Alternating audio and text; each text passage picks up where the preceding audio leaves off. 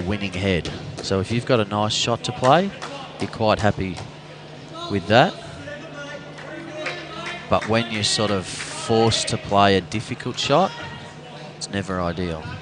So the Moonee Valley boys are giving a couple of looks at each other here. Are they, what's going? Are they seeing the shot perhaps that I'm not seeing, or are they looking at potentially taking the bowl out for numbers, or what's going on? Yeah, I'm not too sure. I think they're just looking at what they actually hold. Willoughby cleans a few out on his rink. And they picked up one, I think. So no, one to the Valley. One to the Valley, is it? Yeah. Okay.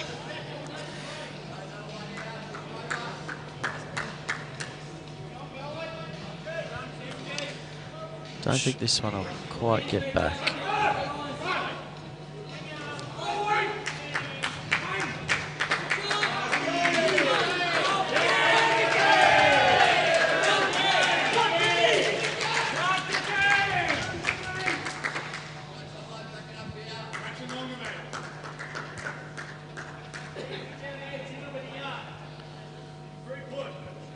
Big bowl here for Anthony.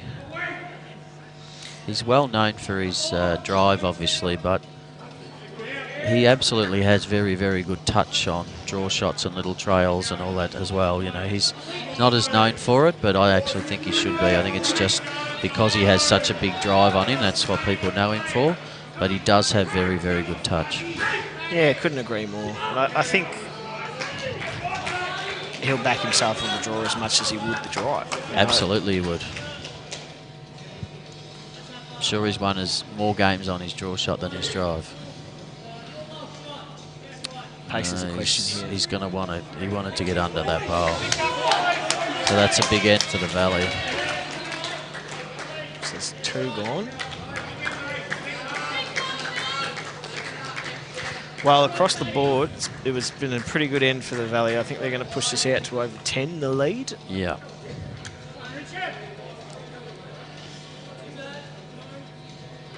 At what stage do we start thinking, Staff, you've got to start scoring?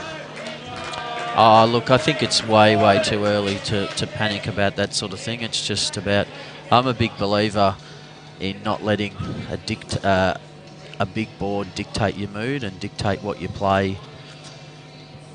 And so I think that it's not about panicking. It's not about needing to score. It's just about going through the motions, putting bowls in the head, setting up heads for your skips, creating opportunities. A very good man by the name of Russell Green Sr. used to say to me, and I loved it, is that you play the right shot all the time. Now, whether it's practice, whether it's in the game, whether it's in a moment, you just play the right shot and everything will take care of itself. Absolutely. Yep.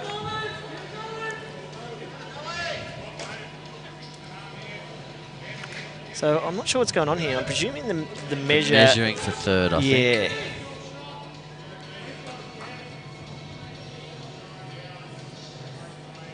Of course, these guys are pretty good measurers, so we know if it's close, it's close. What was it? I think it was 3, but I don't know if it was... Yeah, 3. 3 to Moonee Valley. That's the perfect start for Lynch and the team and the Valley boys. They'll be very happy with that. So now the response has to come from the Essendon team.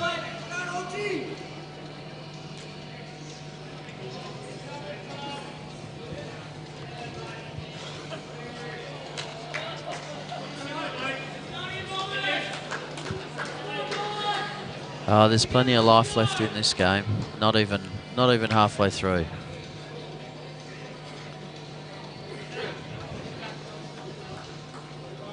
Going for a reasonably long jack again. And that's what, maybe 3 metres up and then 2 metres back from the tee. So it's really not that. Yeah, dissimilar. probably a 3/4 length, I think. Yeah, it's not that much off what kind of they've been playing for the majority of the game. I thought they might try and stretch it out a little bit longer. I think it's a bit shorter than last end. Yeah, so exactly right. I guess they might be sort of happy with that. Well, they'll certainly be happy if Willow can nail this one on like he has been. And I think he has. Yeah, not a bad start.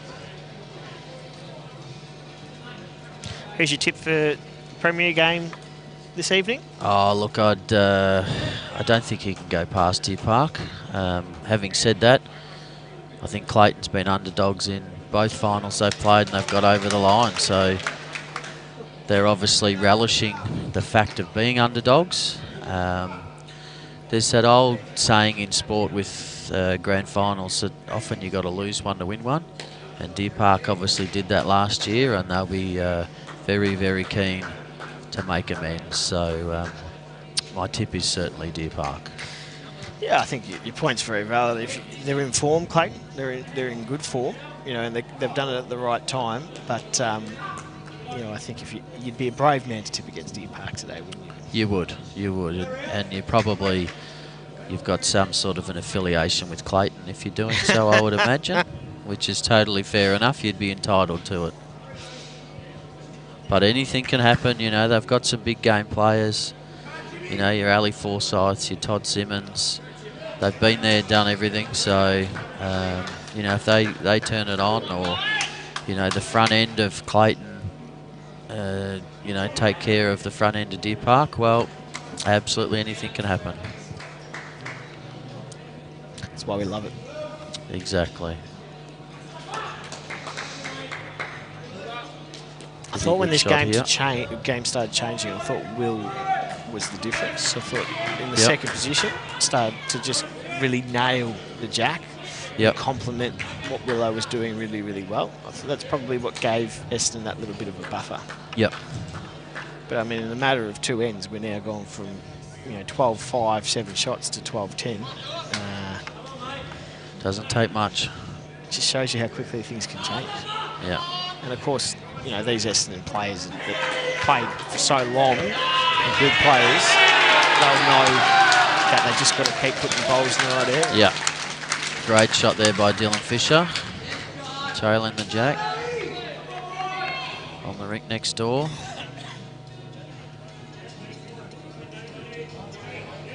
I was looking at track from Will, just a question on weight. Yeah, won't be too happy with that one. I think it's probably natural. I mean, when you do play a certain length over and over and over again, you know, it is hard to get rid of that feel. Yeah, it's also can be natural too. If your first one, if you play good weight, sometimes you relax a little too much and you find the second one short. We say Essendon's got one here maybe, or? Yeah, I believe so.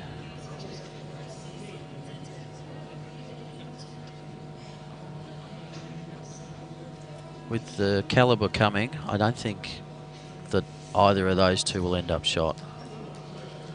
Don't think it'll be this one that'll trouble it, but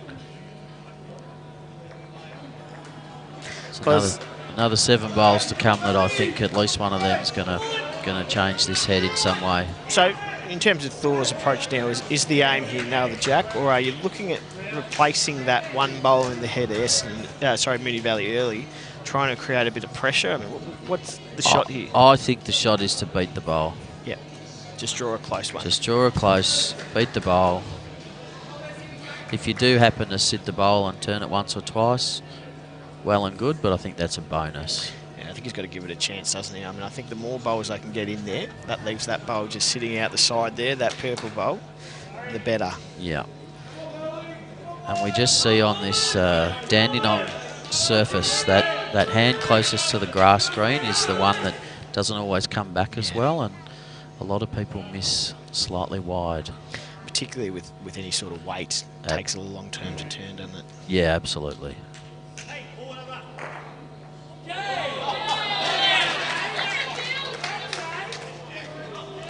Looks like a better shot. They're a little more interested in this one. And he's drawn a great shot. And that's exactly why you've got to try and draw the shot, because, you know, you land that bowl out, you're just giving these blokes too much room. Yep. Now we're seeing a little bit more weight.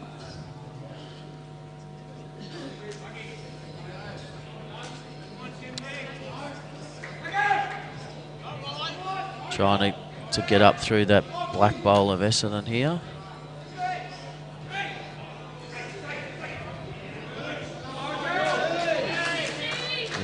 Unfortunately, didn't give that one a chance. He really had to reach there with a couple of feet, get up through that Essendon bowl. If you're underneath it, touch the jack.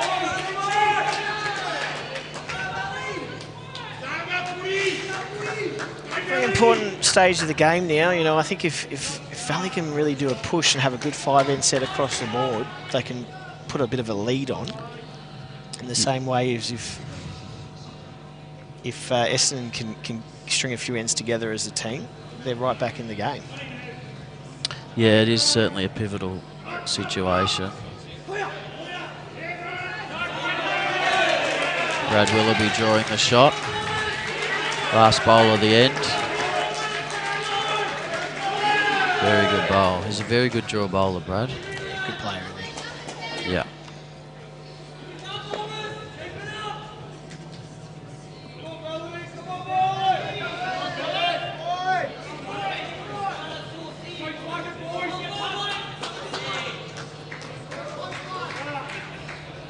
Not an easy shot again here for Anthony. Trying to avoid short bowls. Looks Jeez, like he's he's close. close. He's very, very close here. Oh, probably just Jeez, didn't need the kiss, did No, he? if he missed that, he'd played an absolute pearler. But he's opened the head up a little bit better for himself for his next one. So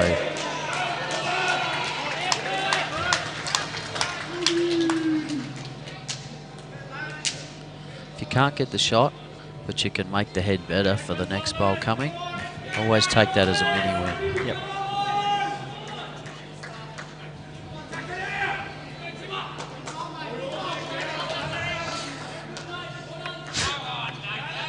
How about that from Brad? It's good to see that we've got the pictures done. They really do a great job here. That was a bit fortuitous there from Lynchy. He's got 2. What's Bull going to do here? We're going to see a bit of pace, or we're going to see a nice draw shot backhand over Willows? I think, yeah, just trying to play a similar shot to his last, trying to get through Willows. He'd be given it a chance.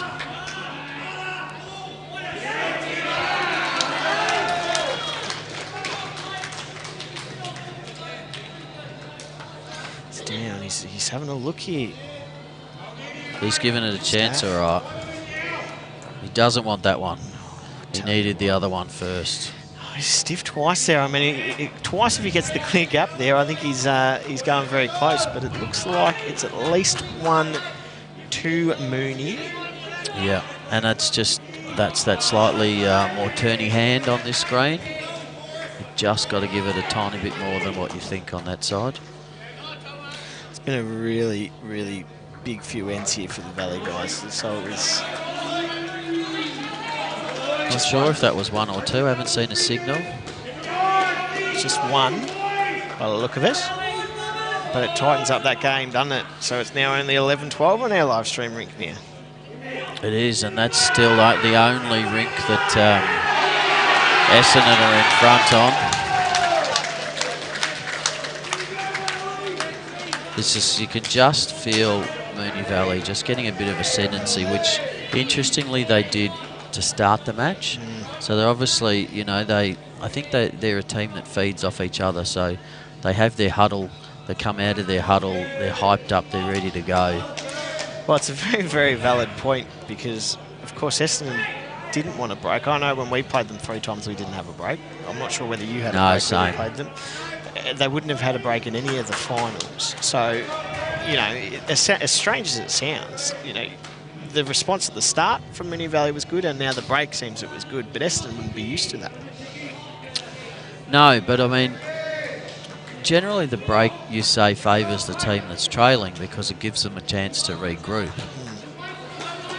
But it's really, at this point in time, favoured Moonee Valley because it's given them that opportunity to get around each other again and kick. But with that being said, you know, as we know, that sometimes you've got to ride the wave. They're not going to do it for the next 40 ends. So you've got to ride that wave, and when the time comes, Essendon needs to take an opportunity.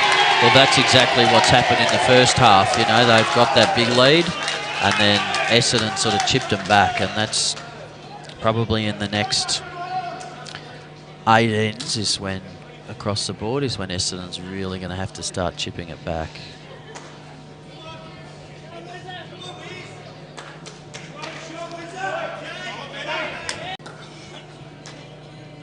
To this longer length, so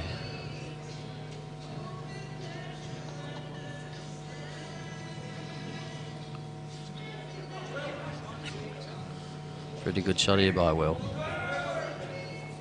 Nice. Yeah, very good shot.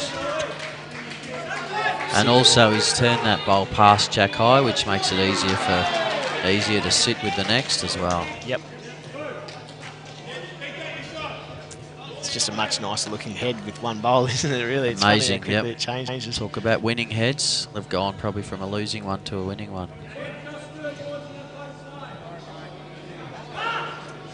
There's that change of hand and how that just sticks.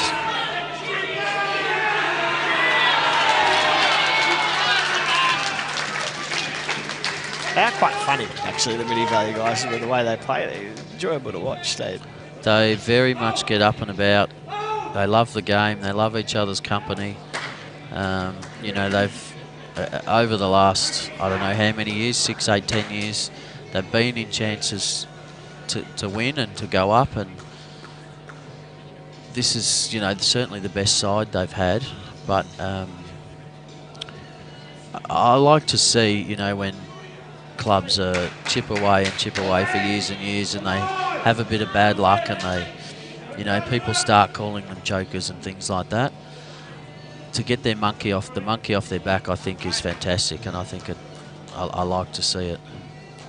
Plus, I think the other thing about Moonee Valley that's enjoyable is they've just got some good characters. You know?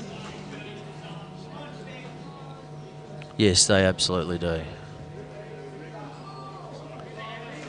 It's one side I've never actually played against, but I did go over and watch 𝗣𝗿𝘁 semi-finals yesterday, and obviously here today. I love the atmosphere that they bring. Another 2 shots to Gibson over on the far rink. So the Valley lead just keeps increasing slowly but surely. Looks like we got 𝗍𝗁 that's just checked in on the stream. He'll be getting ready for his game this afternoon. He would have gone for his swim in the ice bath, then he would have gone to the hairdressers and had the hair, you know, straightened and curled, and now be ready to go for his premier game today over the 4-inch. Yeah, I'm not too sure that his preparation would involve any form of grooming. Here comes Thor, just a fraction tight, is it?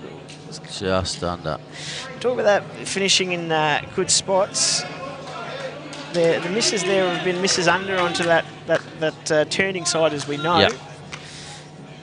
Most shots on that side miss under, and most shots on the other side miss wide. Braden's last 3 ends, I thought his end before the break was very good. His last end was very good. Yeah. See if he can...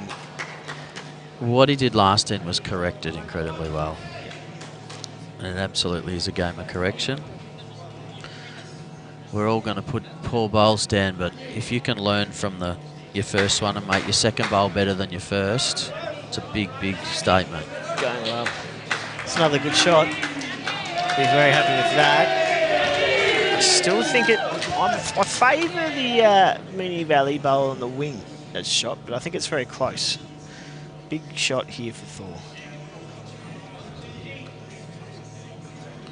Okay, comment here about oil paintings. Well, look, I think our role here today, you and I, Lloyd, are probably on the right side of the camera. And a great shot there by Thor. Shot by Thor. That's 2. Another one to Sims's rink. So they're just winning ends at the moment, the Valley.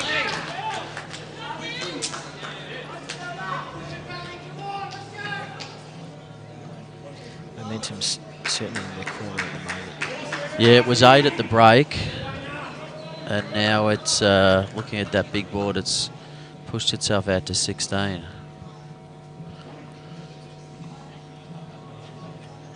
So they must have got 2 that last end, Sims.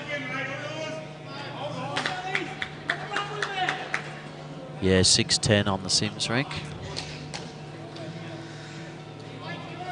Just a fraction short there, but wasn't far away. 𝗣𝗿𝘁, but do we think that might change the shot he plays? I mean, this whole back bowl here on the left seems to be all Moonee Valley bowls. You'd be tempted to play a little run on the backhand to push it through. I think Flapper's going to try and protect those pack of bowls on the forehand.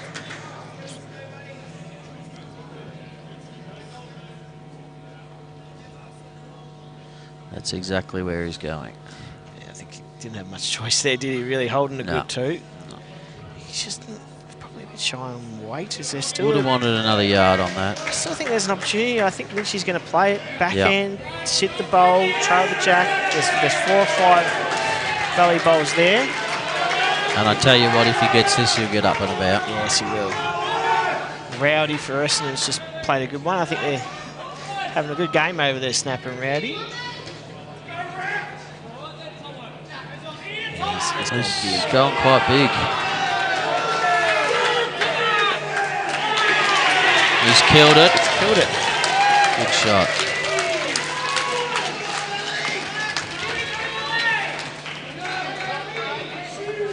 I thought he might play a little bit of a harder weight, if you like, to try and pick up a number, but obviously he felt like... It's always interesting. Do you play the softer weight, which many deem to find a harder shot, and okay, yeah, you can make 3 shots out of it, or do you play the bigger weight where it still could have gone back into the ditch, but he gave himself more confidence to actually get the shot, and whilst it doesn't say anything on the scoreboard, it really is still worth 2 shots because you go from 2 down to a dead end. I guess as well, that's probably scoreboard pressure. I think if he was looking to score a number because he needed to catch up, you know, that changes the type of shot he plays. Whereas really, I mean, restarting the end's a good thing for Valley at the moment. There's a 15-shot lead. This is now time where Essendon have to respond. Yeah. Yeah, they've got to start putting a few ends together.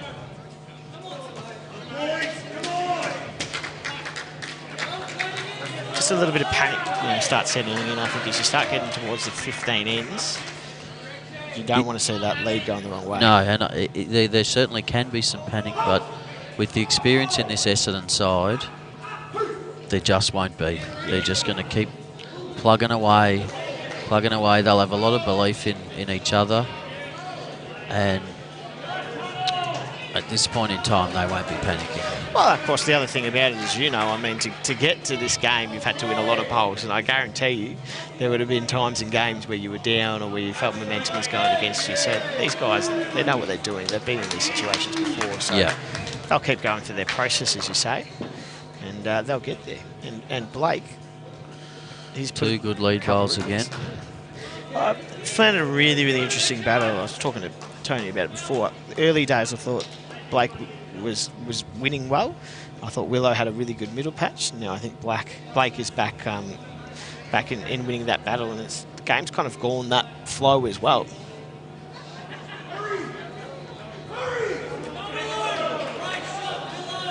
And as you said that, Willow's just nailed it. He has, yep. Paul Caneva just tuning in. G'day, Paul. Yes, we are playing you in the Vic Open. It'll be great to have a game against you and your son down at Sale. You know, I must say that the 𝗍𝗁𝗁 Vic Open, Lloyd. Yes. Proud partners, no doubt. Absolutely. Looking forward to it. Excited about Traralgon and what that's going to offer? Oh, good shot. Yeah, very much looking forward to that. We've got a couple of shops there from 𝗍𝗁𝗁, so we're going to be running a shop at Morwell and a shop at Traralgon with some really, really good deals on for people. So please come on down and see us. So what do you think the best bowl in the market is at the moment, Steph? Oh, look, obviously it's not going to surprise anyone given my employer, but I've been playing nearly 30 years and I've only ever used 𝗍𝗁𝗁𝗁 bowls. So for me, I find it easy to sell something that I truly believe in. So I'm not selling it because it's my job. I actually truly believe in the product because it's the only product I've used. So I think, you know, the Dreamline XG, very, very consistent bowl, great on all surfaces. A lot of the top guys that use it. What a great shot. And speaking of a henselite XG, that's it right there, and just on cue. Love that. I must admit, I'm actually loving the Tiger 2 at the moment. I think they've got nice, consistent turn on the indoor surfaces. Yeah, the Tiger 2's made a real sort of play of late. On the carpets, all of our top guys that play BPL and UBC, they all love the Tiger 2. Oh, it's a good effort there. Good head building up here, stuff. We said they'd adjust. We said they'd get back to playing some tight bowls like they have for the majority of the game. It took them about one end and there we were all right. And have a look at the line there. It's unbelievable, isn't it? And what that's done is makes it a very, very difficult head.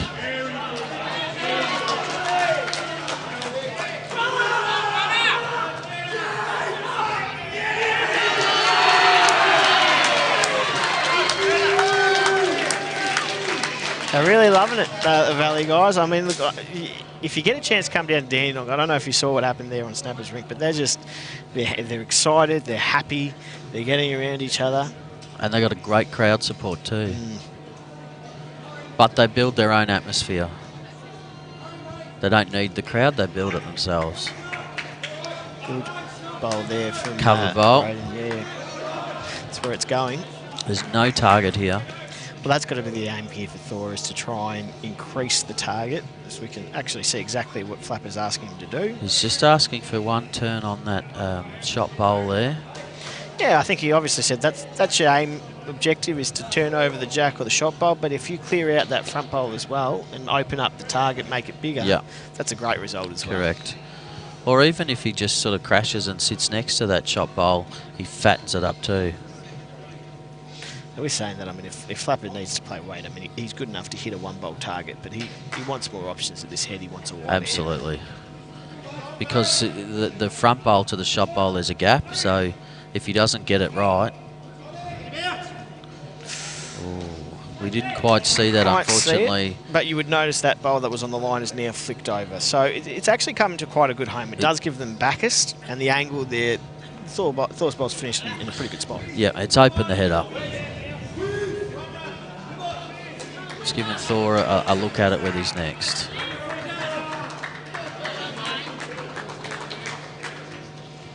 So I don't think Braden's going to look at really going that close to the head here. No, well, you're only going to fatten the target if you do.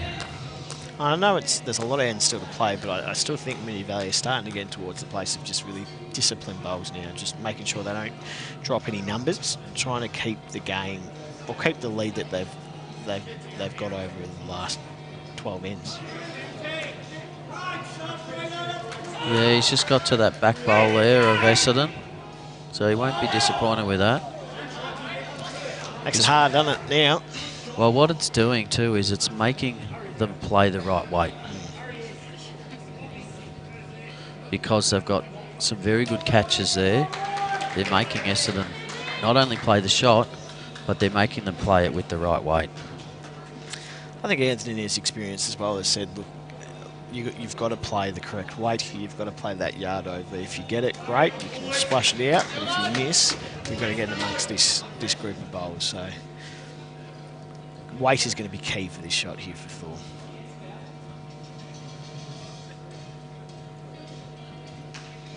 He's watching intently. He's having a look. He's very, very close here. Just a matter of where that jack splashes to, right back to his first bowl. Very, very good shot. What a moment in this game that could be. Yeah, the only one of the Essendon rinks that is in front. It's only by one. But I've said this from the start of the game. This is the Essendon rink that I think is going to need to lead the charge. So yeah.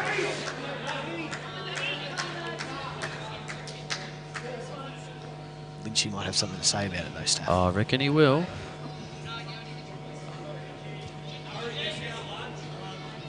Just can't quite see the jack there, whether we can get that camera down.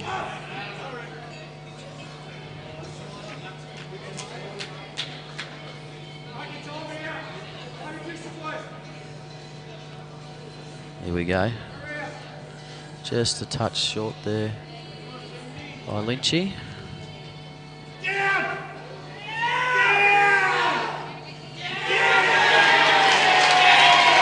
Simsy plays an absolute bomb, and Moonee Valley are once again up and about.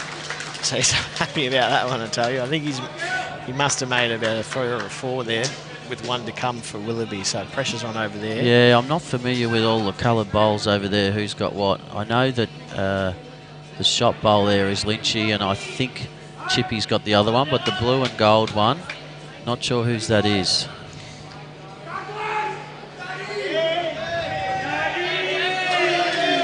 Anthony just dropping a little bit short with his first. Yeah, not far away though. I think he'll back himself to correct that quite well.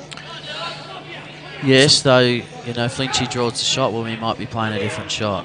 Big moments over here. Snapper is holding 3. I think he's about to draw 4. In fact, I think that's... Oh, maybe it's only 3. Looking at the response. And then Willoughby's now driving to cut shots. So it's 3 to Snapper at least, and Willoughby's missed. So there's some Lynch shots is on the going to trot Valley. here too. This is a big moment here if Lynchy can draw this shot. He's drawn it.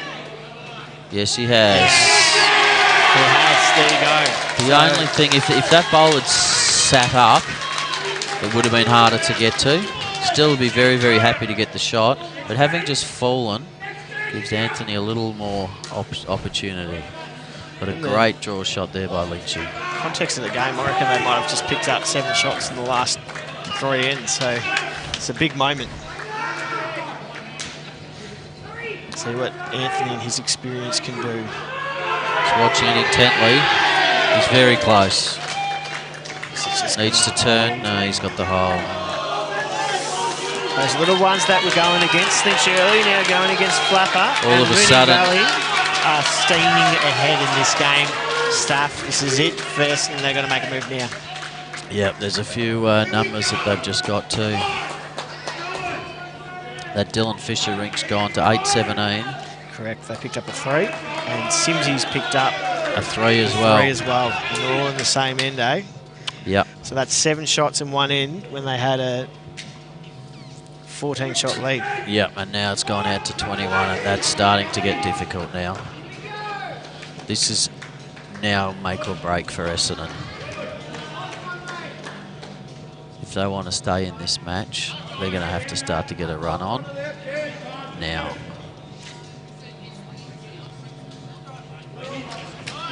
And if you're Moonee Valley, you just want to keep putting that foot down. You don't want to, you know, you don't want to relax. You've got to keep that intensity up. Because as soon as you relax, a side like Essendon will jump all over you. But I think the way that Moonee Valley plays, they do play with that intensity, with that energy. It's almost one of those things that it's less likely to happen to them because correct. Always, yeah, they thrive on it. Yeah. And they feed off each other. Great shot by Willow here, though. Big bowl here from Blake. You know, he's been on top. Just dropped a yard short with the first one. If you can correct on this. If you can make a correction, it's a really, really good sign. Just a slight over correction, but better there than short. Absolutely, absolutely. Just couldn't drop it short, really, was the key thing for him. Yeah. But now a good opportunity for Willow. If he can nail this, they've got to start building some pressure. They've got to start building some heads. Don't necessarily need to score the number, but if they can build a head that might give them a chance, put some serious pressure on. Well, the thing is, when you've got Thor and Anthony in the back end, if you can give them conversion opportunities, they're going to take those opportunities quite regularly. Looks like he's got another good one here. He's just got a little touch on the jack. That's it. That's what we needed. That's what we needed. Stopping the momentum. So. And this is where the second has such a big role. If they can Yeah. The best seconds are the ones that get the shot when the lead has an end off. Exactly right. This is a big moment here for Jimmy. He's liking the look of it, Steph. Just not going to quite run enough. But he's given himself, he's only probably 2 feet short. So this is a big and it's moment. an easier correction. If Will can get past that last one.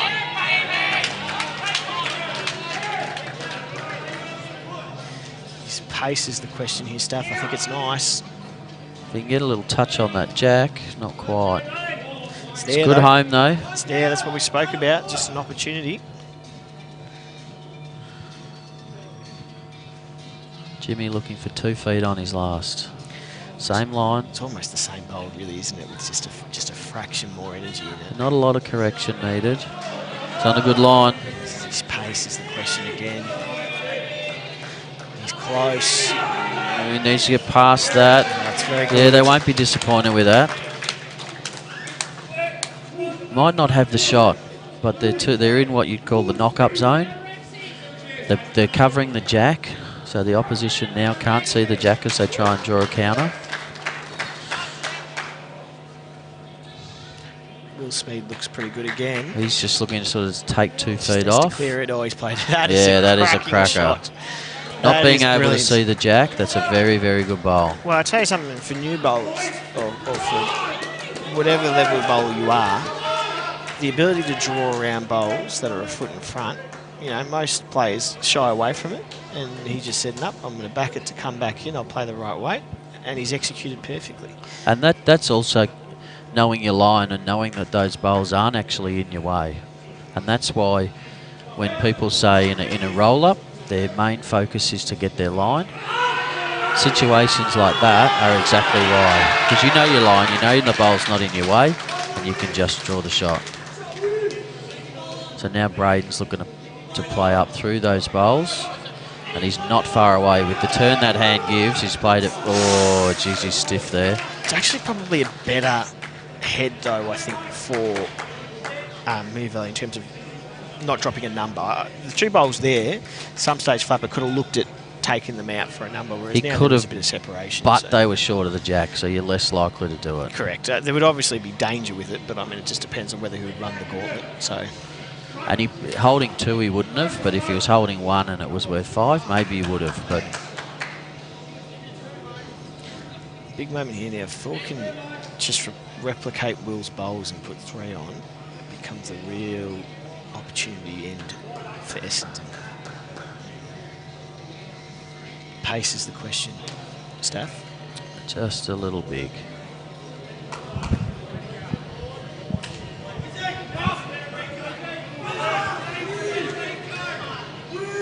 Not a bad shot though, really good. Be interesting to see here whether they elect just to draw and get another bowl in the head, or whether they're going to play that aggressive shot through the gap, try and get the jack or the 2 bowls. If it was me, I'd try and draw another one in there, and then all of a sudden you put 3 bowls in the head, Lynchy can play the shot. But we all do see the game differently. Yeah, I think you're spot on though. I think he is going to try and draw this. It's got a little bit of pace. If he can turn that bowl up, oh, it's got it out the way. That's not bad.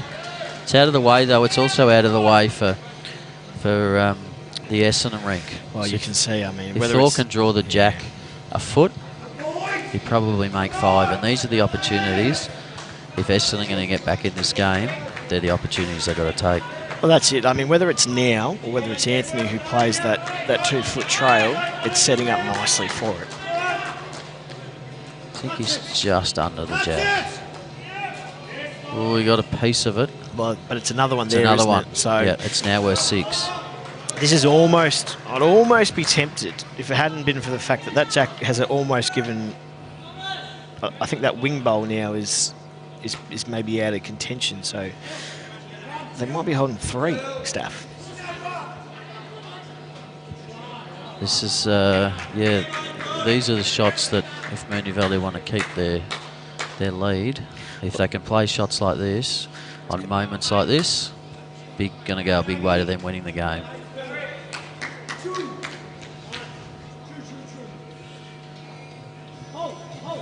That's a good shot. It's a very He good hasn't shot. changed the score, but he's changed the opportunity for Ant to make that trail. So he would just be looking to draw another now.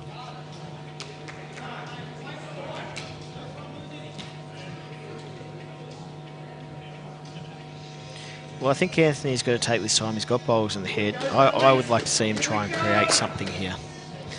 The game is starting to slip away a little bit. There are bowls in the area. I'm backing Flapper to do a bit of magic here. Yeah, no, it won't be with this one though, Lloyd. It's just under the head. Maybe it's the next one. That's that hand. If you miss your line tight, you're gone. So, I mean, the question is, though, for Flapper is where is this magic going to come from? If he plays the same weight, trails it, maybe he could pick up a 4. There's a lot of risk with it. Yeah, I think he'd be happy just to draw. You know, what's he holding here, 2 or 3? He's going big. I didn't expect this, Staff. No, I didn't either, but he backs himself on these shots. Okay. Was a bit loose, that one. We're going to have a good look at this. He's trying to determine how many he's got. I think if he's holding 2 or 3, he's not going to play anything silly. He'll just draw for 3, maybe 4. But if he's holding 1, he's going to look to make more. He's not giving us much in terms of that information, but we'll find out from the shot. That's a pretty standard Anthony Flapper. He doesn't give a lot away. Well, it is important here. I mean, I think you're right. If it is 2 or 3, he'll draw another. If he can find a tickle, I think he's got to play the shot if it's only 1. But I think they've got a couple here. Yeah, I would think they're holding 2 or 3. He's trying to draw a it. Beautiful line here. Oh, I think he's close. Yeah. Just needs to get back a little further. He's a little disappointed. Okay, 1, so there's 2. Yeah.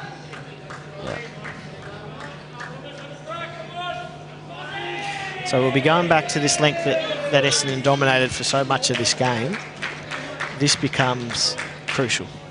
It's now the reverse of what I was saying earlier. If you can get on the opposition's length and get that mat back, and that's what Moonee Valley will try and do now. If they can now beat Essendon at their length. Well, I mean, that was 4 ends in a row that got 6 shots for Moonee Valley and put them right back into the game. 2.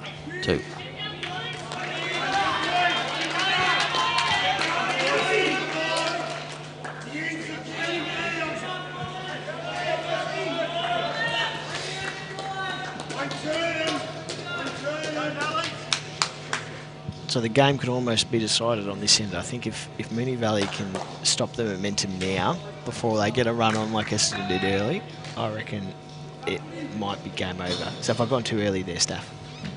Well, I think you've gone a bit too early, but you know.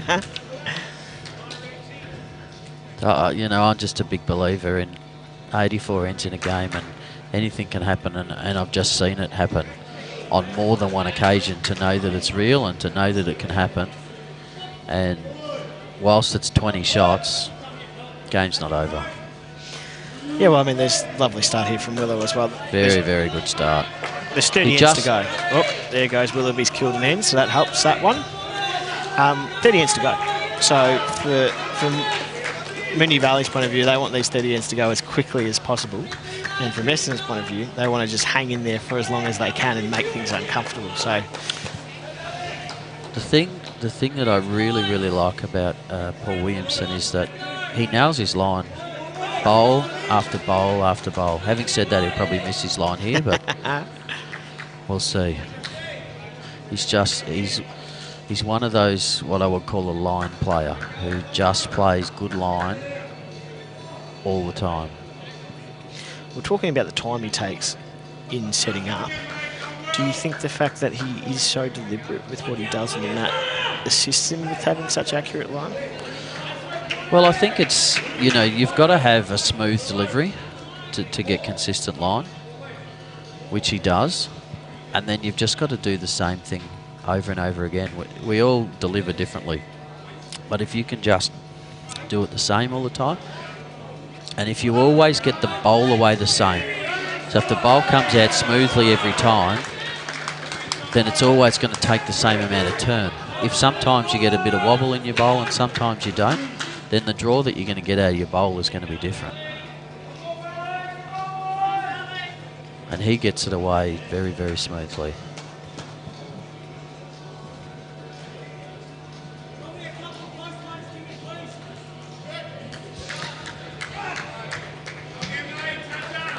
Interesting call there from Lynch. I quite like it. I love to listen to the way that the skips call their heads, and he says, draw a couple of close ones, please, for me, Jimmy. And I think Jimmy might be listening. I think he's done it. Oh, what a shot. Yeah, doesn't have to get the shot. Just has to help set the head up for those coming past him. Lynchy will not be disappointed with that from his second.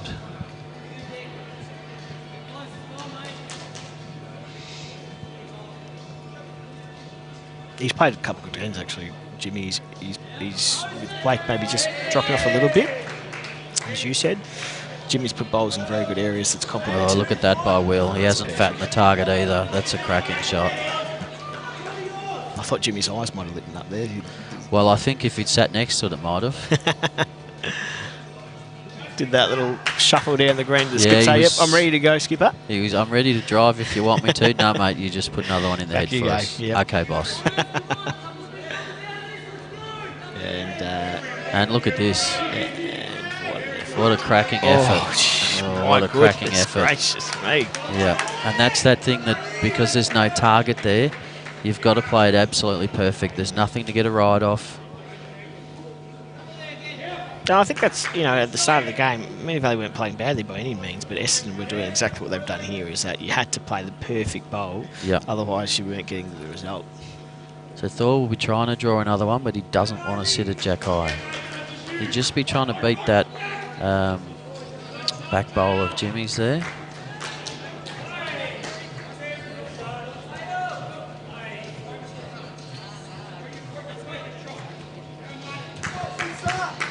Interested in the weight, looks very, very good.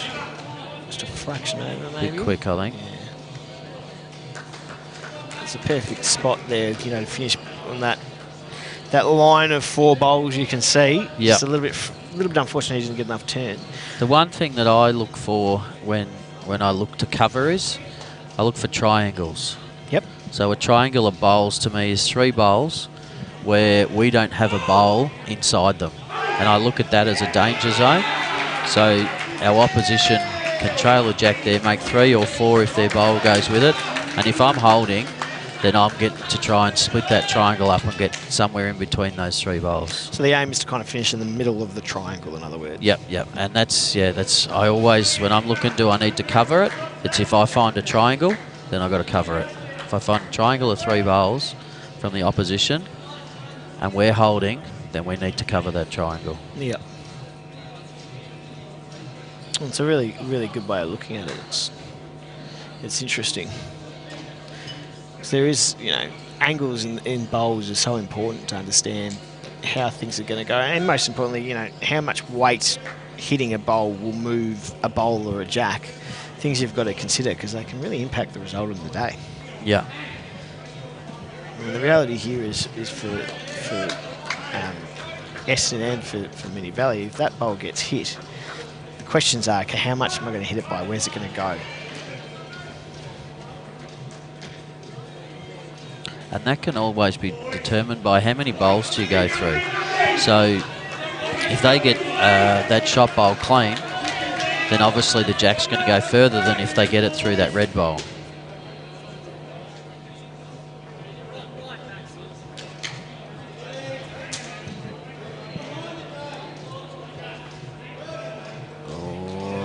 Yeah, it fell. That's a very good shot. You had a little think about that one there, Staff.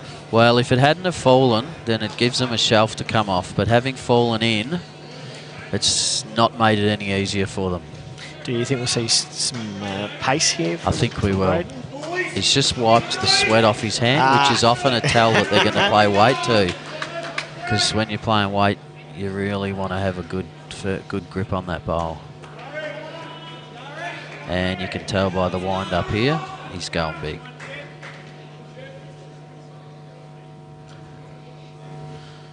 Not quite. Took one of their back bowls out. So now decision time for the bull. Is he going to try and just get backest, I think?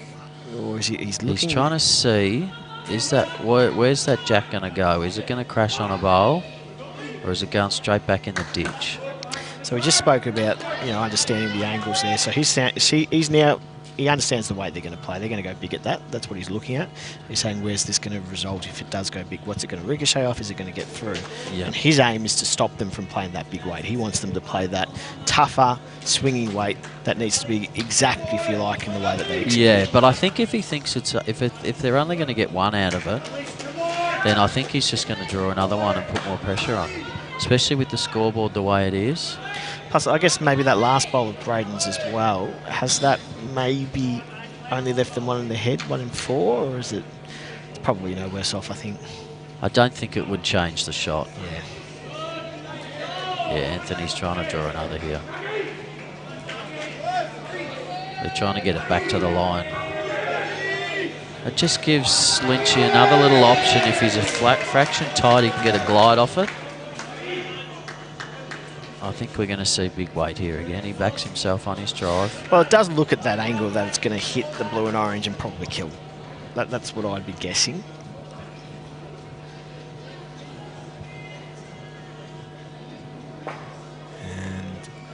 And that makes it interesting.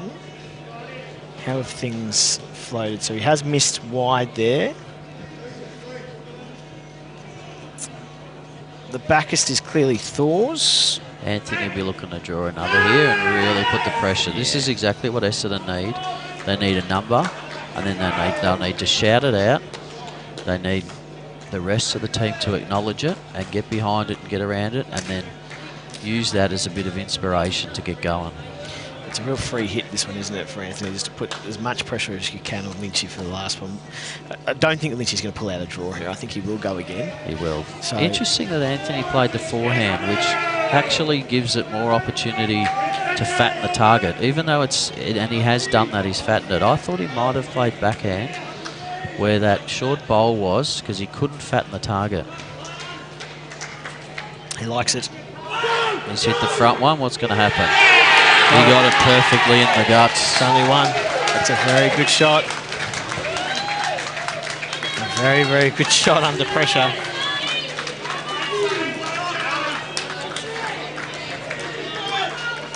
But a great end from Essendon. I think we just spoke about this, the fact that they gave Thor and Anthony a chance, and the more they can do that, he's going to miss one. Even the best players, I mean, he may not, to be honest, but most players will miss one eventually. So keep giving yourself a chance to pick up a number, and elastic band will break eventually, Steph. Yeah, they were just a little bit. That last bowl of Anthony's, even though Lynchy didn't use it, just fattened it and gave him a little more confidence. Gave Lynchy a little more confidence. But interestingly, Lynchy played that on the backhand, which tells me a lot of people only drive on one hand, so it tells me that he's a backhand driver, because it looked like a forehand shot. So whether the Essendon boys can, force Lynchy onto a forehand runner.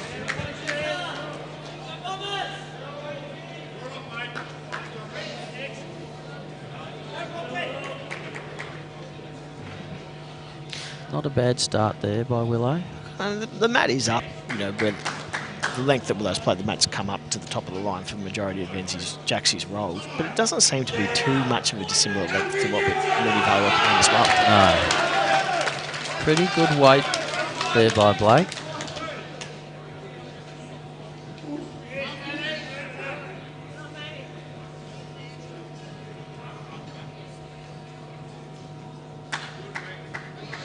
So it's 19 shots, 27 ends to go. Yep. There's still a sneaky There's still a sneaky chance. Anything can happen in this game. What's the Lee Matthews rule in bowls? Yes, if you shot per end. Yeah, if you got more ends left than shots to go, you're giving yourself a chance. Yep. Another good start there from Willow. What do you call that? The knock-up zone? Knock-up zone. Yep.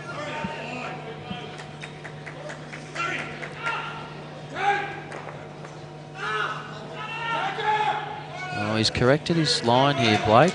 Just missed his weight.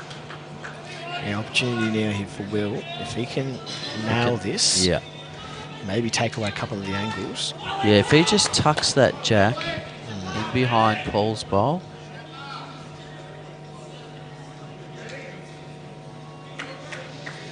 He doesn't want the outside of this blue and white one. Oh, that's not a it's great not what he result. wanted. Yeah. His pace was quite good. He just needs to be on the other side of it. Oh, and have a look at this. Someone watching from Indonesia, Oscar. Hello, Oscar. Or as they say in Indonesia, selamat pagi. Right. I'm not up with my Indonesian. You'll have to translate for me. That was good morning, that one, so I don't think good I've morning. nailed that. It might be morning in Indonesia, who knows? It would be morning. That'd be similar to Perth time, wouldn't they?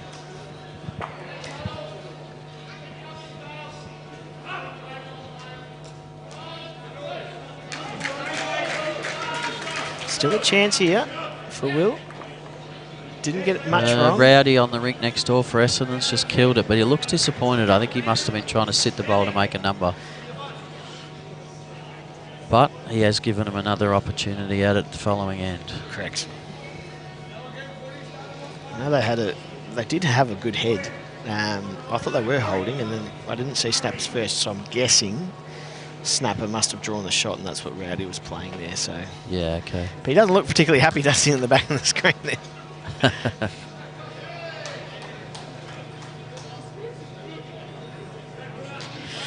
Big bowl here for Jimmy. Missed a comment earlier. We've got Gerald O'Brien tuning in. G'day, Obi. If he gets this jack, they're going to get up and about, and they have. It changes the end, doesn't it? Sure does.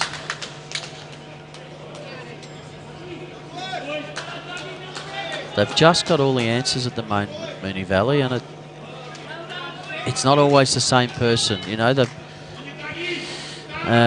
Jimmy's done it here, but a few ends ago it was Braden that drew the shot. In the last couple of ends, it's been Lynchy that's played two big bowls.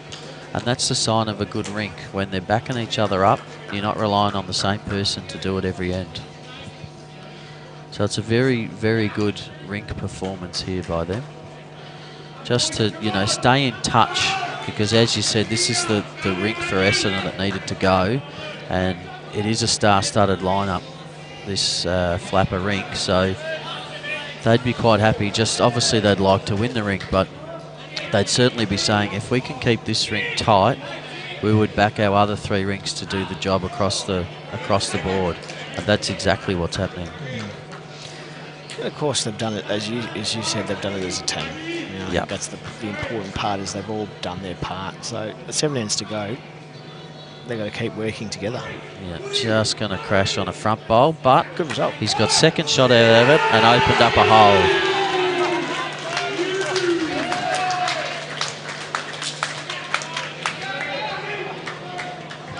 2 seconds.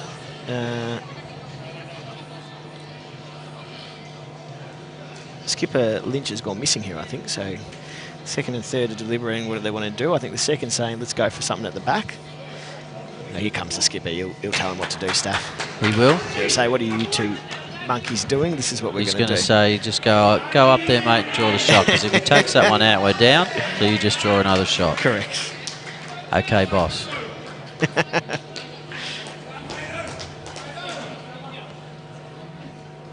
And that's what you want from your skip. You want a good, decisive skip that knows the right shot to play, knows how to call shots, knows how to communicate with their team. It's not all about the bowls that the skip plays. It's the way they communicate with the team and the way they get the best out of their players. I'm a big believer that a good skip doesn't have to bowl well to win, but a bad skip does. So if you're someone that doesn't call good shots or doesn't get the best out of the people in front of you, as a skipper, the only way you're going to win is you have to play well. Yep. But if you can get the best out of the people in front of you, it's more than half the job. I absolutely love that saying stuff. I've never heard it before, and I'm going to steal it because I think it's brilliant. A good skip doesn't have to play well to get the job done, but a bad skip does. Yeah. And you see it time and time again.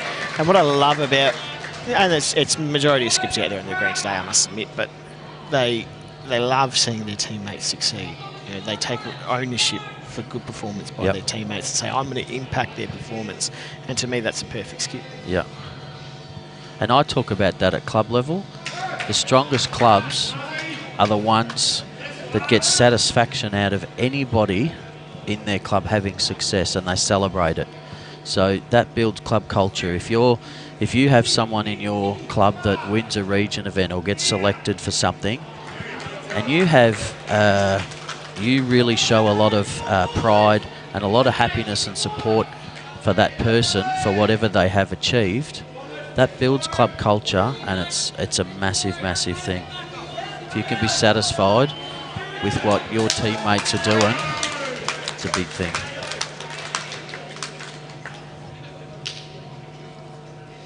Well, that was a lot of people agreeing, I think, with you, Steph. Psychology with Steph, bowl psychology. We should write a book, shouldn't you? Well, it'd probably be what's known as a short story, but you know, could be a picture story book. I'd buy it. Don't worry about that. I don't know about you, but I always find this stage of the game really interesting, where things almost seem to slow down a little bit. You know, he's tight, but he's opened a hole. Sorry to interrupt you there. Yep. There's a bit of a lull, in the intensity of the bit, there is. And the end's just kind of nothing's really happening. And I reckon that's where we're in at the moment. There's just nothing's really kind of. Yeah, Moonee Valley got out of the blocks again after the break. Having said that, I think the lull's over. They just fired up there for Sims, who's played a cracker.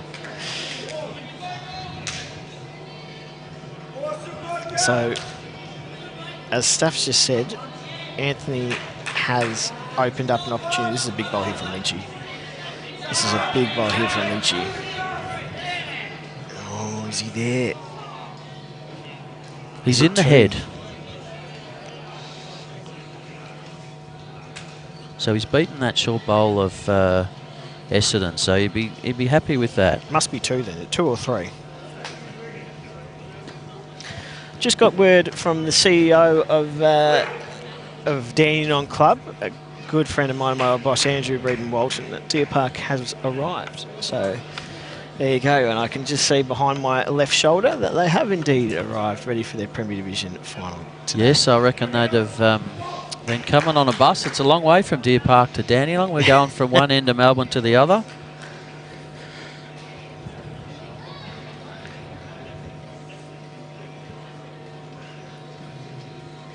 Doing a great job here, Andrew. Of course, here comes the ball. Ooh, just misses.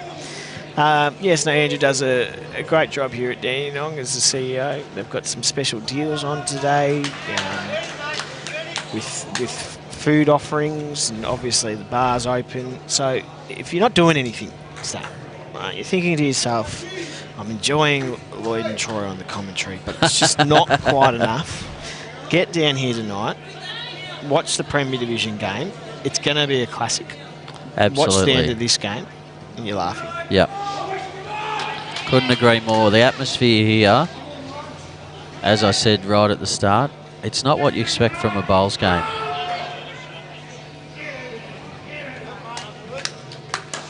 Okay, so. I can remember when I first started, only white clothes, black bowls. The game has changed so much. Did you wear a tie back then? Jacket and tie? Oh, no, we're not talking that far ago. But we certainly had to wear jackets and ties when we were representing and went into state. We had to wear a jacket and a tie and a blazer and all that sort of stuff. But to see, the colours in the game, the atmosphere, the vibrancy. I think it's great, so long as it's all positive. You know, I'm not a fan of the little snide, little digs that people might have and things like that. But if all the atmosphere is built on acknowledging and supporting your teammates and getting around each other, I'm 100% for that, and I think that's a really positive aspect of our game these days.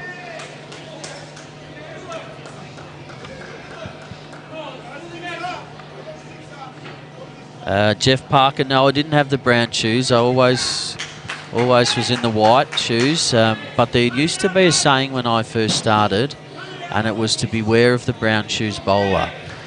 So they were quite dangerous. The majority of people had the white shoes, and if you come up against someone in the brown shoes, you always knew they were going to do some unorthodox things. So you had to be aware of the brown shoes bowler.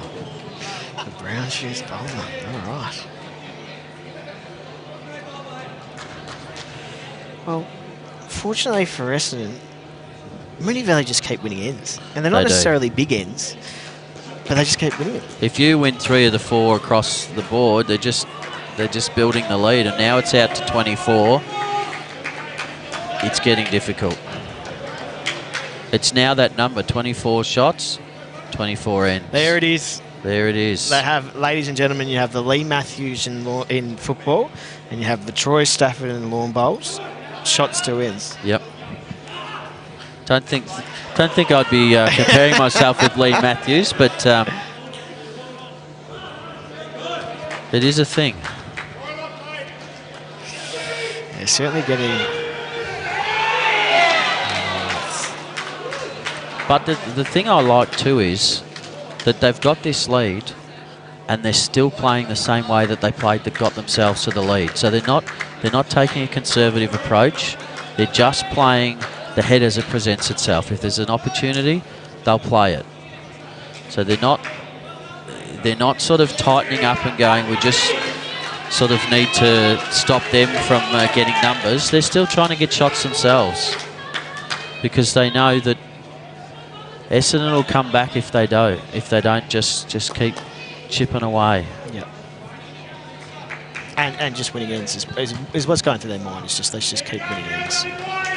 We've had a question about the Premier League result. My tip is Deer Park, though be very, very cautious of Clayton, because their 2 finals that they have played, they've been underdogs, and they've obviously got the job done, and they've got a couple of guys there that are big game players, your Ali Forsyths, your Todd Simmons. So whilst I'm thinking Deer Park, nothing surprises me in this game, and Clayton could absolutely put it right up to them. What about a margin? A margin? Oh, now you're testing me. I'm going to go 18 shots. 18, okay. Here comes Jimmy here with There's no real science in that, it's just a guess. Oh, great bowling there from I don't Jimmy think he's got the too. shot, but geez, he's made that head a lot better. Well, it's completely in the favour of Moonee Valley now, isn't it? Any touch onto his bowl gets the shot. The catcher there is Moonee Valley. Will's going to need to play a big bowl here to change it. Maybe a little bit of a movement on his bowl. Gets that bowl into a better position. Yeah. It's not far away. Matt just asked if I'm commentating the Premier League. I don't think I am. Maybe doing a little bit of the start, I'm not sure.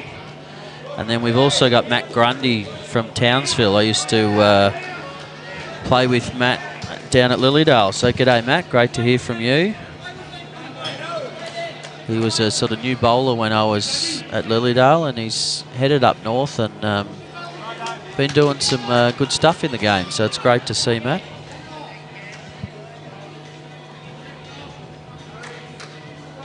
Yeah, well, look, I think Deer Park will win, but I'm expecting a closer game than I think most people will win. I think Deer Park will win by 3, and I think that the result of last year, which was a bit of a heartbreak for them in a tough game, I mean, I think it's almost a bit of folklore now, the result last year and what happened in that last end. Yes, it is. Yeah, I think that's going to give Deer Park this year they'll get the chance, you know, and they'll take the win. So I'm saying Deer Park by 3. And of course, I'll be down here watching, Staff. Absolutely, yeah. I won't be, if I'm not on the commentary, I'll certainly be sitting watching and enjoying a couple of beverages. I was going to say quiet beverages, but... A couple of soda waters. Watching on the balcony, I'll probably have something to eat.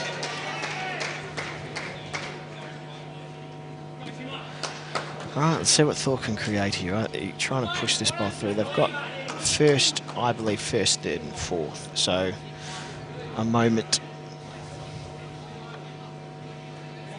It's not a great head for Essendon to make a number out of.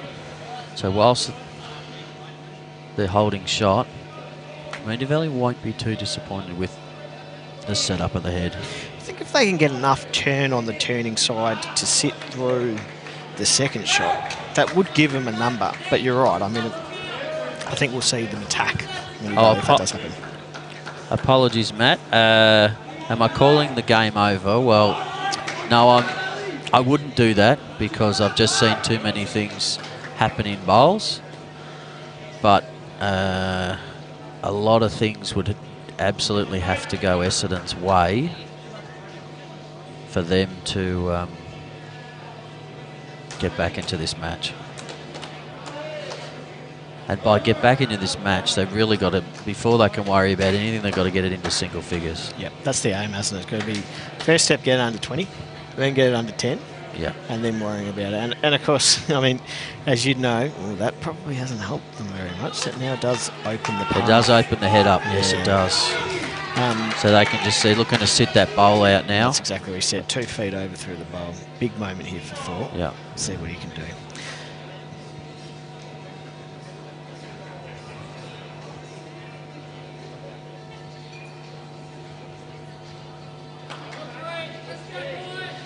Looks a little under in weight. Yeah, he's not happy with that. He's giving that away. One of the hardest things we see in bowls as well, and you've said time and time again, if you are down by, say, 24, 25 shots, the ability to get back in the game is one thing, but then that next step of taking the lead is almost the hardest part. So I reckon if the challenge now for Essendon would be to get it back under 10 digits, 10 shots, but then to actually then go that next step and take the lead is the hardest thing to do. Yep. Lynch is it's just that turning hand. Oh, he's got a good, oh no. Oh, he did get a good result there. He's probably still down. Is there a split on here? But I think he's made it. I think it's all or nothing now. I think Bull's going to try. He's going to try and sit the bowl. He's got Thor's bowl there that if he just gets a piece of the jack, it's going to flick sideways down to Thor's bowl. Correct.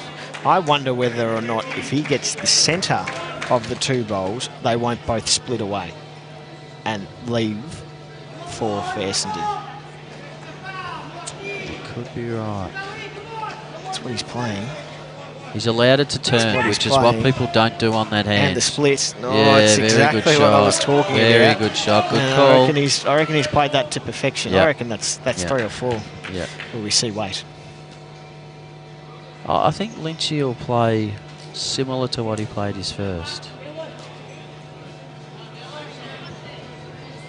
He'll be giving this bowl a chance.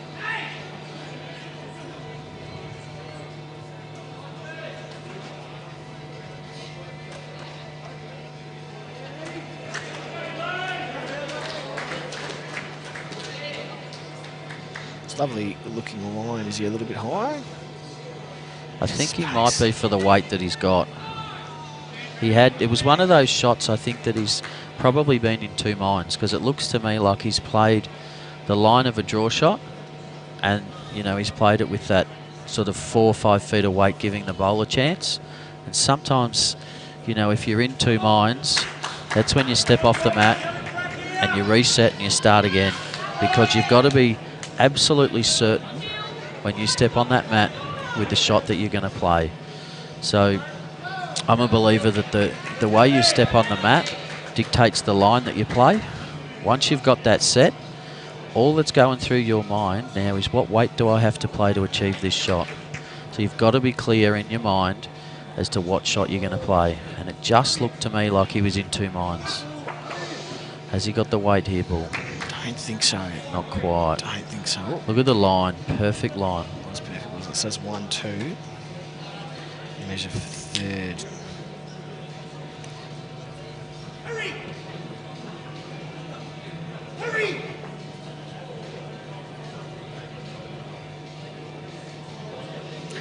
On the rink next door, Snapper's just got a very, very fortunate result that I think has him one up. And that rink's starting to Two. really push away because, you know, double figures.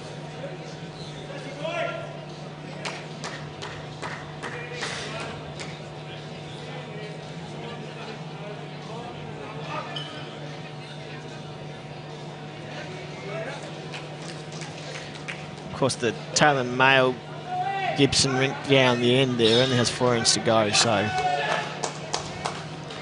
Yeah, and that rink next door of Simsy's has got 7. And then obviously 5 in here. So we're starting to get towards the end of the game. Last 5 ends, I'm sure everyone's familiar with the concept.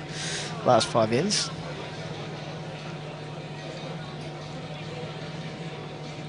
Anthony's just wandered over to the rink next door to give a bit of advice to Rowdy on what shot to play. So there's obviously an interesting head that he's got to play to here. Whether it's, you know, maybe they're having a conversation about an opportunity to make a number, and if that's the case, I think Anthony would probably be looking at the scoreboard and going, you've got to take it.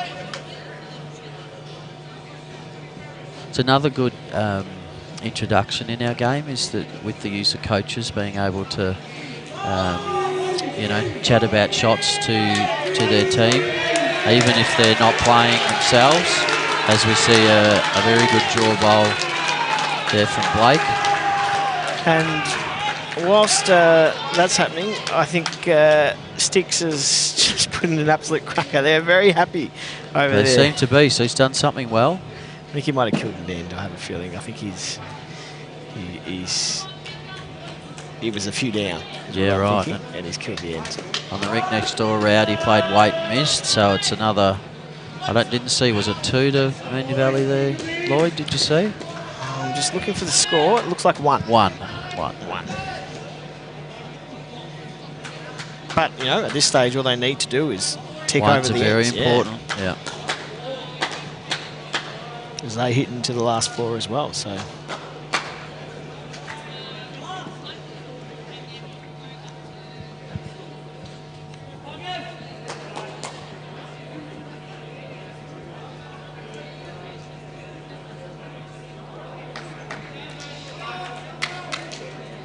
Yeah, good shooting there from Blake. Very good shooting. That's the old one-on-one behind, isn't it, Lloyd?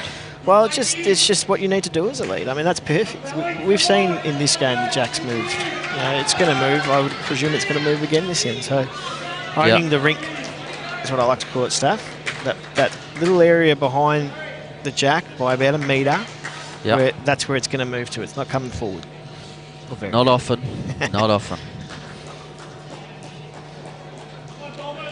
So Willoughby picked up 3 against Sims. So that's 5 shots to Essendon they've picked up. Is this now the time? I think it has to be. Gets it back to 20. Has to be the time.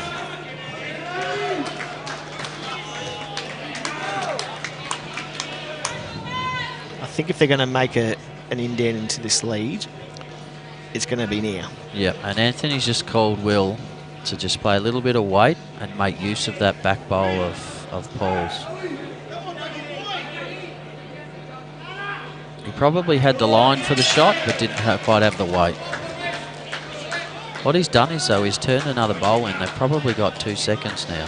It's freedom now for Thor, isn't it, really? He can play that. I'm just sensing, a bit of energy from Essendon. I think this is the time. Well, it's make or break, isn't it? Yep. That's in a good spot.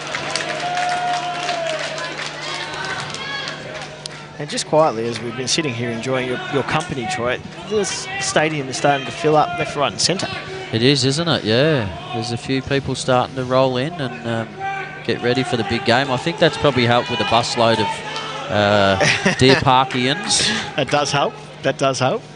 I reckon it was our quarter arms coming down here for feet, but maybe it's that as well. Well, it could have been that, or it could have been the fact that if they come down here, they can watch the game without having to listen to you and I. Thought it was just a bit tight. But what's that connection going to do? Okay. Okay. So it's...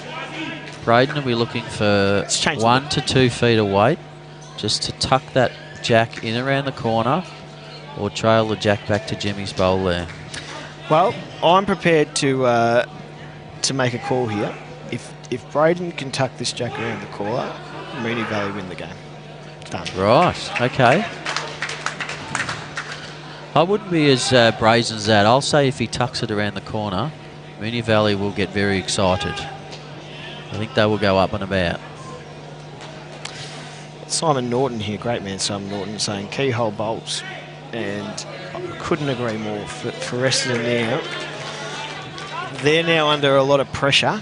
Let's just see if Braden can win the game for them. As I've said, no, he's just missed. I think that was more of a weight issue than a line issue. Yeah. He probably had 2 feet more than he wanted. Correct. But I tell you what, he wasn't far away, was he? No.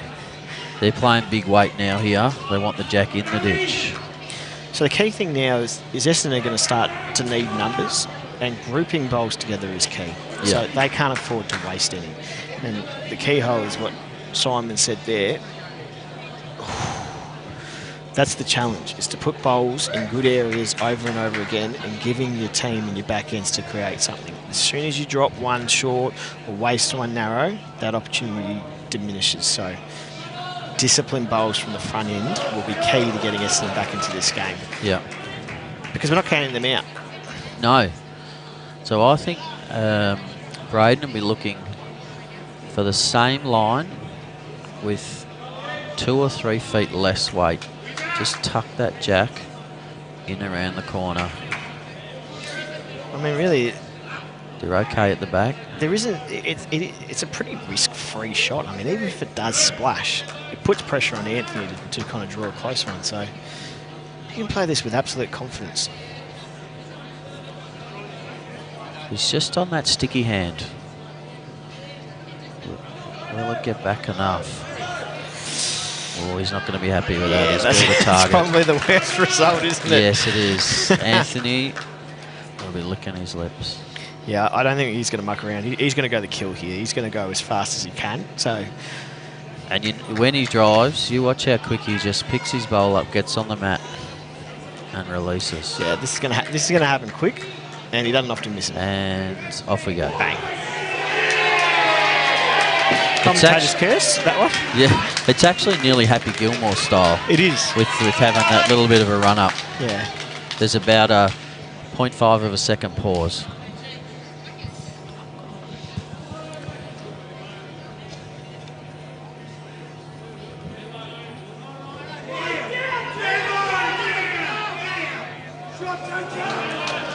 So Lynchy clearly, does he change the look of the head? I think he's got to. I can't see Anthony missing twice. He's got to change the look of the head, and he's trying to. Jeez, he's played this very, very, very well. Oh, there it is. He might even be down. I don't know. It's hard to tell. But even if he is, it's still a good bowl. I'll tell you what, for the perfect shot, he was a bit unlucky that Jack just went. He was. If it goes a little bit straighter. Yeah. You know. Or if it goes less distance. Yeah. Or more distance. If it goes more, he gets it to the bowl of Jimmy's. If it goes less, then it's those 2 white ones. I still do favour one of the white ones, but one of Blake's bowls, but it could be Willow. Problem is, if Willow's bowl goes, what's the number? I don't know. Anthony was, I think, looking that if he gets through those bowls, what's going to happen. So I don't think he can play weight through this stuff. I don't think he can either, but if he's down, he may do. He might not have a choice. He's down based on that.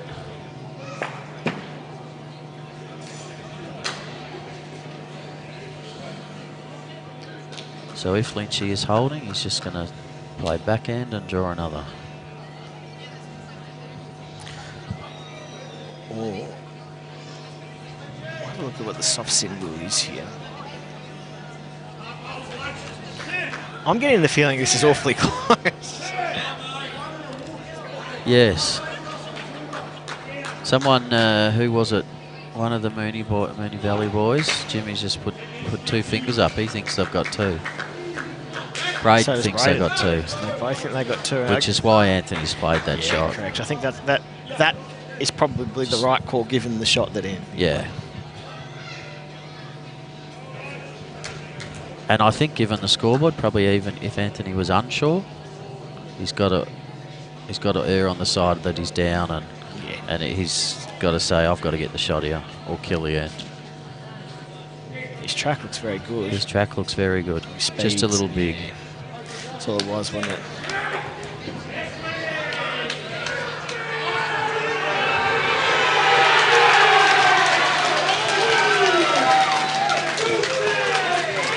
I think there's a number over on the far rink for Moonee Valley. Yeah, they've just kicked 3 bowls out. He's playing good over there, Sticks. He is. And in the same way, Taylor looks a bit dejected down the other end. So 1. There we go. 1. 4 over there to Moonee Valley. Wow, that's a big end. Staff is getting closer to good night.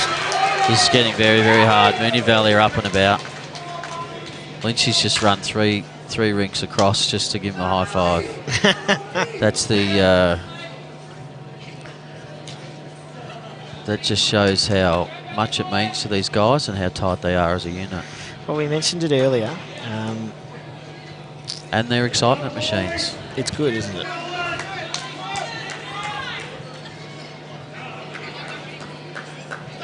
Yeah, this means a lot. I mean, not only for the fact that the winner of this game gets a chance to qualify for Premier against Fitzroy Vic next Friday night, but to win a Division 1 flag, the entire division, not many bowlers will go through. No, it's very different to sort of your local football, local cricket, where you win the flag. There's 10 teams in it. Fantastic effort. You're the best of 10. To win this, you're the best of 40. So if you look at odds, if everything starts off even, which we know it doesn't, but if it does, you're 1 in 40 chance. So law of averages says every 40 years, if you played 40 years of Division 1, you win 1 flag. Yep. Not a lot of people play bowls for 40 years. So if you can go through and win 1 divisional flag in your career, I think that's fantastic. Absolutely. I could not agree more. And I think now we're getting to the stage, and look, there is still 18 ends to go. So it's by no means over, but if they can flick a few ends over quickly, Moonee Valley might just be able to get to the stage where they can really enjoy the last few ends of the game. Well, I get the feeling they're really enjoying it now. I think they've enjoyed it from N1. I think that's how they play the game.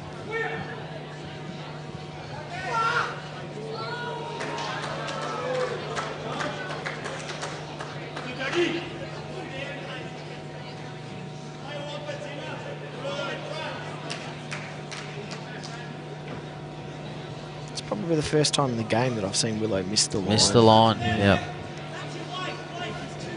Glad it wasn't just after I was talking about how good he was at winning getting his line. I think he heard you. I think he went back, went to the toilets and turned it on and said, oh, geez, you're on now. I'm actually thinking that Essendon's a bit resolved to the fact that they're not going to win. Yeah, I think it gets to a stage of the game where you do feel a bit, you start to realise that, hey, maybe it's not going to happen. I think the 4 on that far rink really deflated them.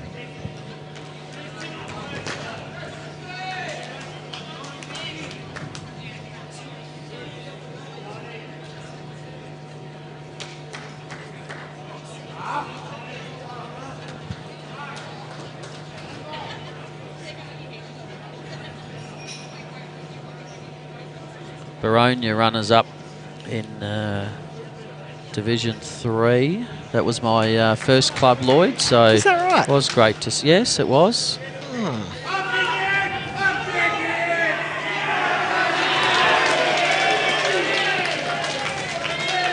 back in the mid-90s. Good on 𝗣𝗿𝘁. How many? Yeah.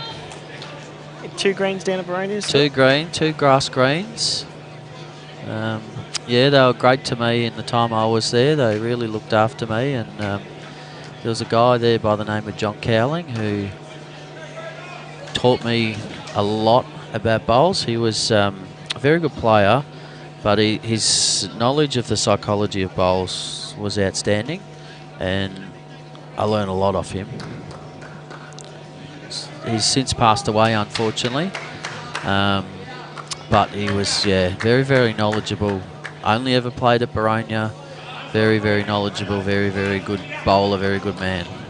So I've got a moment to talk about that. What do you think about, there's obviously nowadays in the game, there's quite a lot of player movement. We've obviously got interstate players coming more than we ever have before. Do you think it's a good thing for the sport?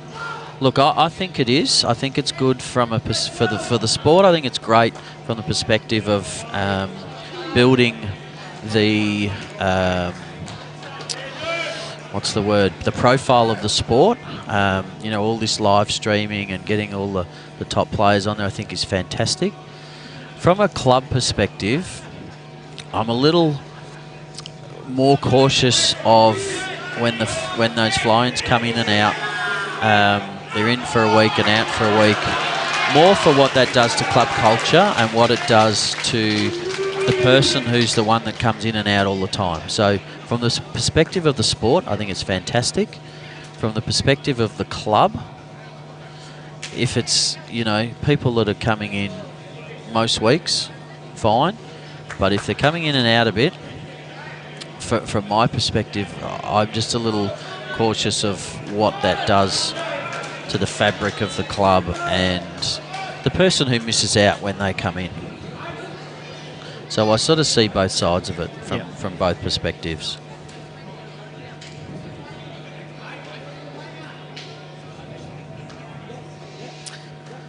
Interesting little decision here. I think they're going to try and pump through Thor's last bowl with a yard. There's probably not too much risk to do so. It's not a bad head to play to for either side, I don't think. So whoever can get at it first, Staff, I think is the key here.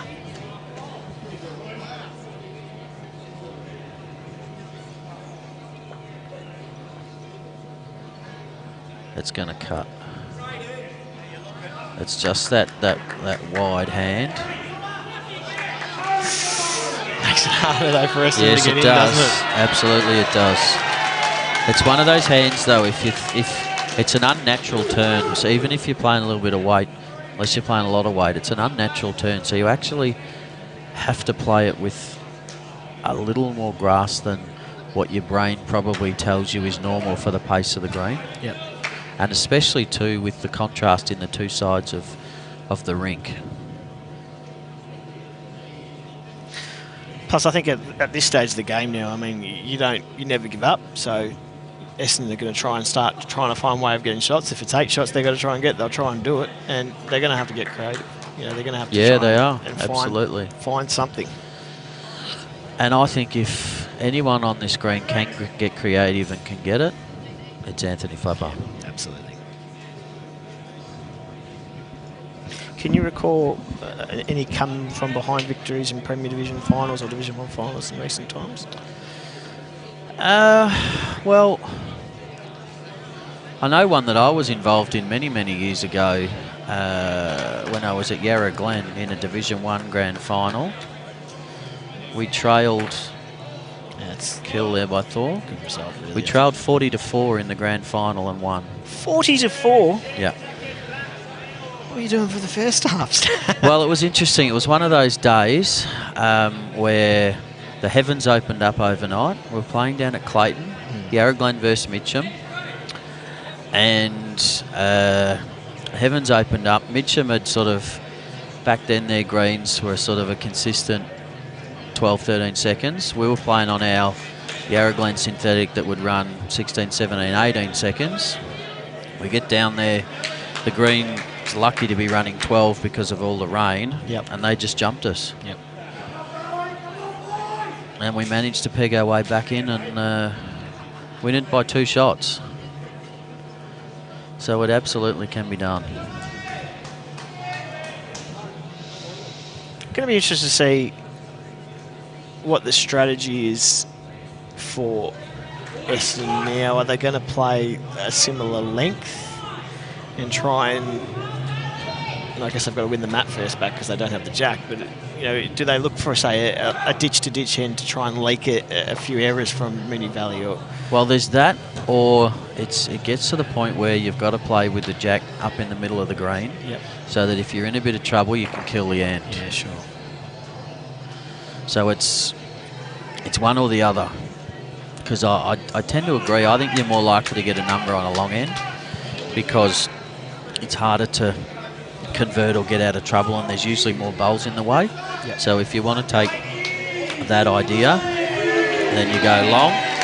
But if you want to take the idea that if I got to kill this end, then the jack's got to be somewhere up in the middle, there's more chance to do that. Great start there by Blake.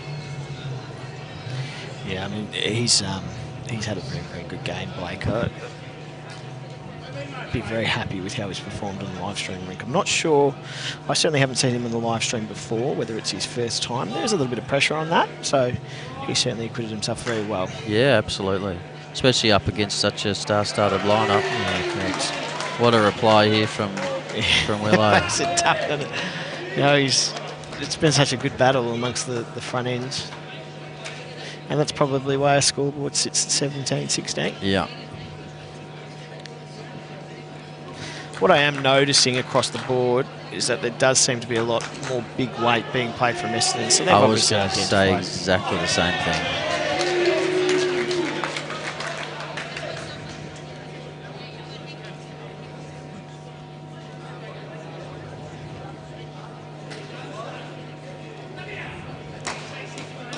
It's nearly out to 2 and end, Lloyd.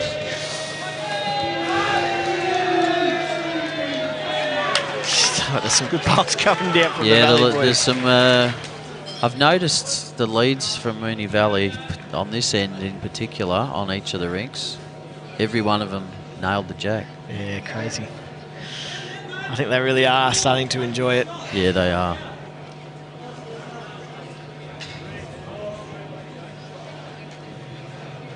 And just as we say that, it looks like Taylor Mail might be going for a short to the middle.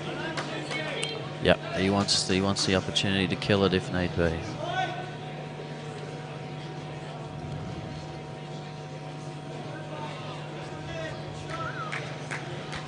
Just a touch over by Jimmy, but he's finished in a good home.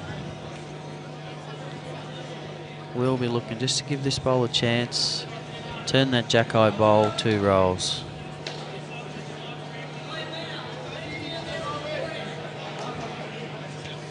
I have to admit, I mean, we're now 17 ends into the game, and there's been more of these types of heads where they've really crowded the jack than the loose ones. I mean, there's been very few times where we haven't seen this standard. So it's a complete, I guess, compliment to the players out there for the standard they've produced today in the game. Yeah, absolutely. And it's a compliment to the green. It's a good green, and it's conducive to good bowls, and the players are playing the good bowls. And on cue. Oh, if it had fallen in, having said that, they're not really going to care if they get shot or not here. Just build heads. Second shot.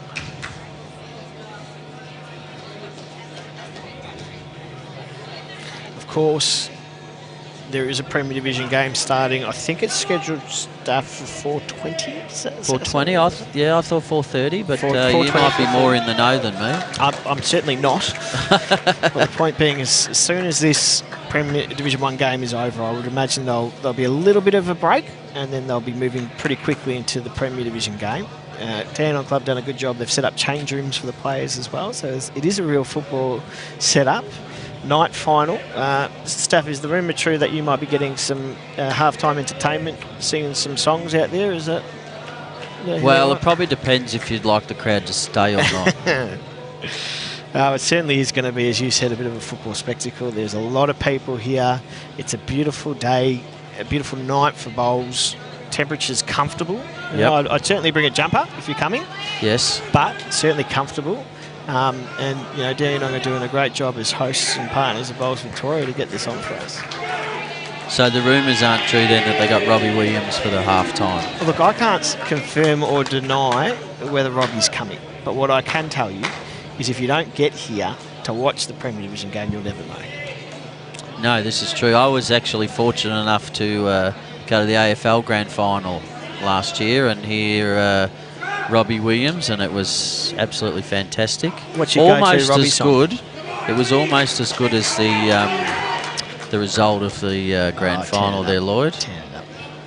You're lucky the D's let you have that one because you know you're an old bunch at Geelong, so D's laid down. Well, so this one. the start of the season, I'd made some comments to people that Daylight was the second best team in the competition and that Melbourne was clearly the best. Yeah. But as the season went on, it just looked to me like the D's had a few internal rumblings, and it's the same in bowls. If things aren't calm and happy and healthy off the green, it's very hard to be on the green. And if I look at this Moonee Ponds team, Moonee Valley. and the Moonee Valley, my apologies, Moonee Valley team, they get behind each other. I reckon they're pretty happy off the green and they enjoy each other's company. Makes a big difference. Absolutely. Of course, that was 2022, so we're looking at 2023. But I like to use the word they love each other. You know, they genuinely do. A lot of go man out love. there and have a lot of man love. Enjoy playing bowls with each other, and that makes bowls fun. You know, it makes you want to come and play bowls every Saturday. Yes. And also, you would like to think they're in an environment where, because they're all playing with their mates, they don't care what position they play. And that's a big plus, because we see a lot of issues at clubland where people aren't happy with where they're selected to play. Now, if these guys are just all good mates and they're happy playing with each other, they're not going to care if they're lead, second, third, skip. They don't care. Well, it's a very, very good point. I look across the board. I see Matt Rennicks, who's playing third over there to Sticks. I mean, he's skipped Premier Division for a long time. Yep. Ryan _𝗍𝗿𝗓, who's playing second there to Simsy. He's played in the back end of Premier Division. So I think exactly what you're saying is what is evident about this side. And 𝗍𝗿𝗓 playing 3 for Dylan Fisher has skipped this side for many, many years. Yeah, there you go.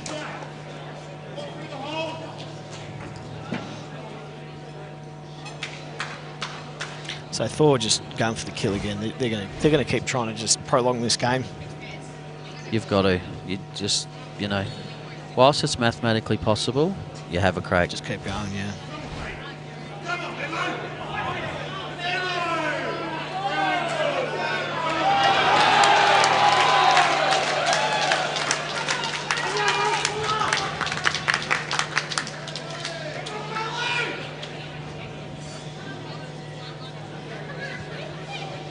Just going to see whether he just goes to the back or tries to tuck the jack away in so that it's a bit hard to get to. I mean, if he gets a bit of a splash on the jack here.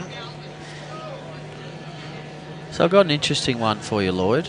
In the cycling, Yes. you have they tend to shave their legs. Okay. Now, notice with the skip there for Moonee Valley, Nathan Lynch shaves his legs. Do you think that would help improve performance? In cycling or in lawn bowls? In lawn bowls. Somehow I reckon that might be a bit of a fashion statement there. For Oh, right, Lynch. okay. But do I think it could? Oh, absolutely I do. Might, I don't know, does it limit chafing or anything like that? Well, in case you hit the bowl past the leg, you know, you want to smooth. If the hairs aren't there, That's you it. just, you know, a bit more aerodynamic maybe? Got something? Oh, it stayed alive though, and I think it's yep, 1 it's to one. Essendon. Yeah, he's not happy with that ball. Obviously, it's a good hit. Look, to answer your question, I think again, it's the I love the characters out there. You know, Yep. I love how boring would our sport be if we didn't have different characters. You know? Exactly right. And for me, you know, I started when I was 14, and one of the best things I think to happen to the game is that there is more characters and bowls. There's a few more eccentric people. There's less, you know, about the let's all be quiet and you know, the gentleman Yep. style part of the game. I love the fact that we've now got some characters in the game, which is great.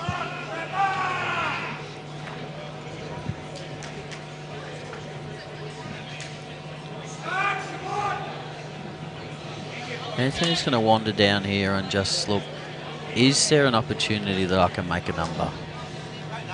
And what I like about that is he's not going, oh, we're 26 behind or whatever the score is, we can't win. He's going, anytime I get an opportunity, I'm going to have to take it.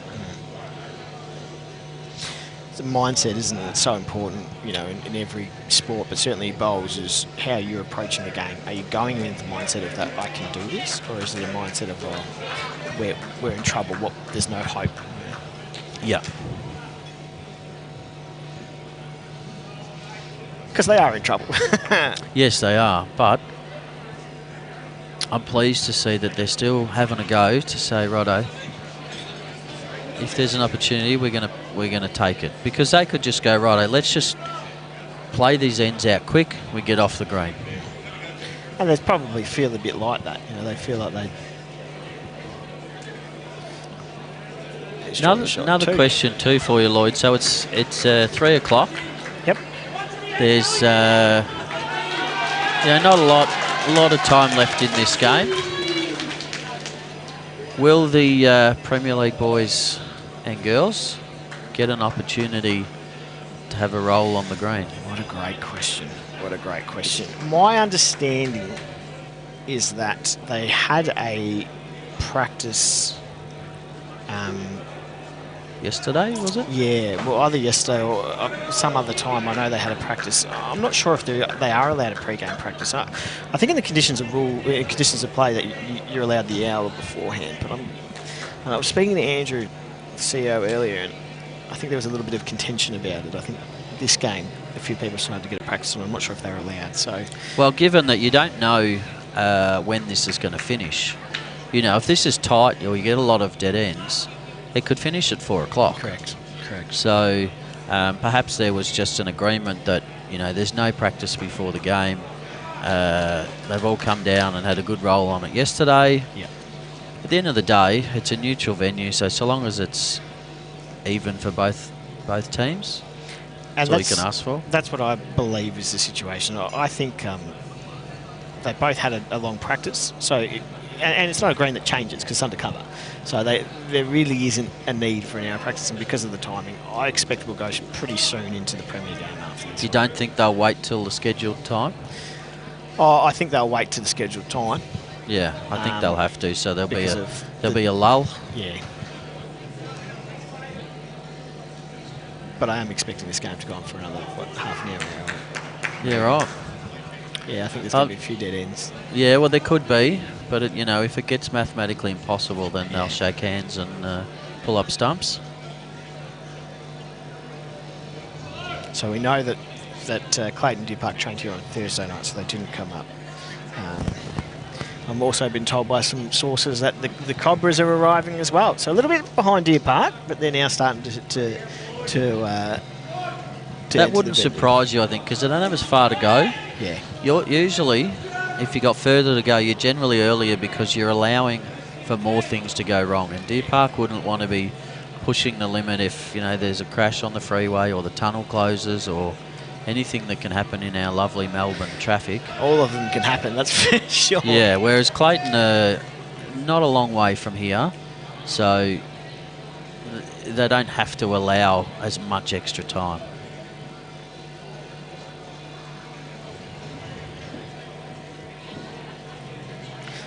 Certainly had a good day, Willow, hasn't he? He's been very, very consistent. He probably went maybe one or two ends where he just went off a little bit, but other than that, he's been within that mat length. He's a very steady bowler. Look, we played him earlier in the season. He was playing third.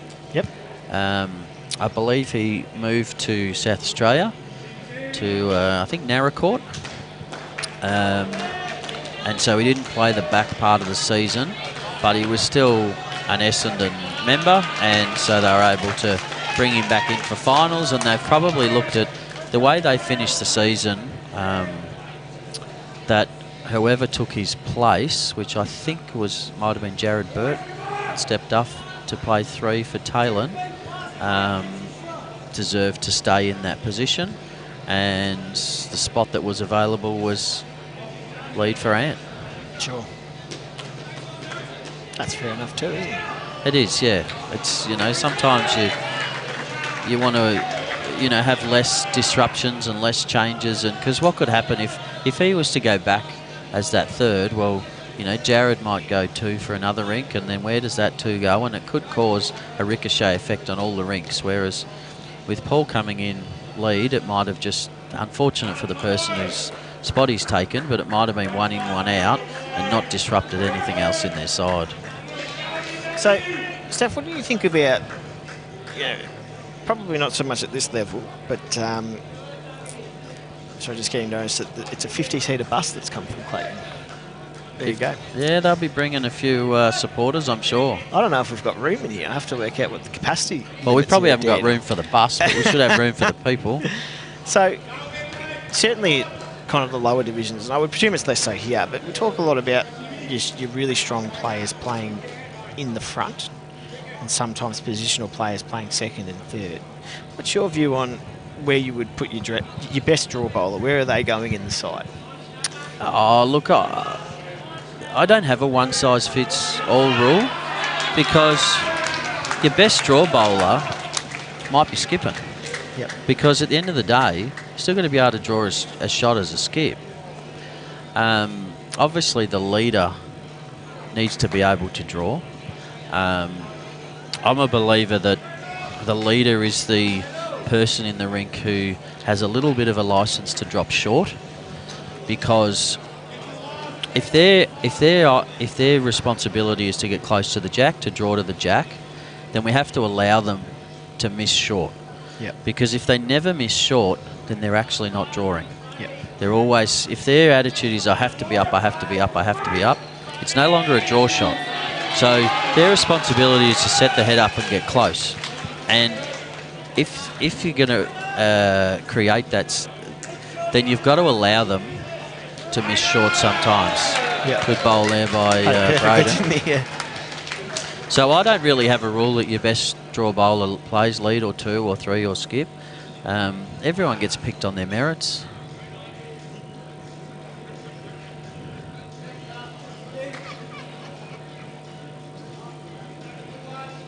Oh, he got too much of that bowl. Yeah, he did. Needed either a little pace or none of it. Or none of it, yeah. It's quite. I mean, it's a really interesting point. Obviously, Leeds would know they get in a lot of trouble if they do drop short, and they want to obviously have 1 on, 1 behind, as we say. But first bowl pressure in any format of games is so important. Yeah, absolutely. And I, whilst you know that 1 on, 1 behind is great, I'm actually quite happy for my lead to put 2 on. Because if they get 1 on and they know the weight, they can put another 1 close. That's what you got a second for. Yep. So your second to me has 2 roles. Role number 1 and their most important role is when the leader misses. Yep. Their responsibility is to get close to the jack. But role number 2, if the leader sets the head up, then they're either doing 1 or 2 things. They're improving the head because maybe there's a target, so they're turning a bowl in past the jack or something like that, or trailing a jack around a corner, or they're going to a good position.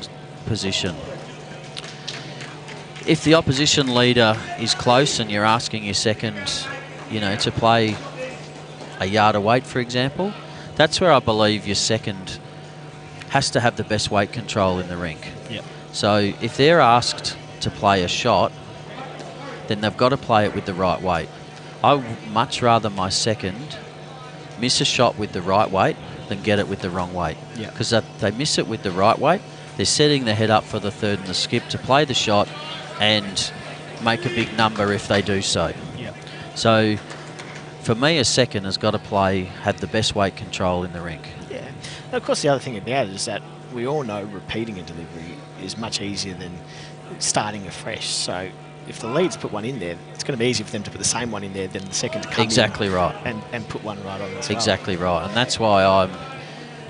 Great shot from Thor. Anthony there. Yes, Anthony, sorry. So that was, if he had got a piece of the jack there, I reckon he might have been be able to get a number there, but it's a great shot anyways. Yeah. Yeah, no, that's why I'm quite happy. Just for my leader, just get close. Maybe occasionally I want you to go behind, but generally just get your 2 bowls close, and then the the second and the third and the skip, they can put in those cover bowls if need be. Because often as a lead too, what are you actually covering? If there's nothing to cover, what are you covering? Lynch is close here. If he gets around that bowl. Oh, he's got the hole. What a great bowl. I tell you, brilliant shot, wasn't it? Yeah. And he's actually touched that bowl of Anthony's too. If you look, he just gets the little flick on it. I don't know if you can play that much better just quietly. Not a lot better, no. 8 ends to go, 25 shots.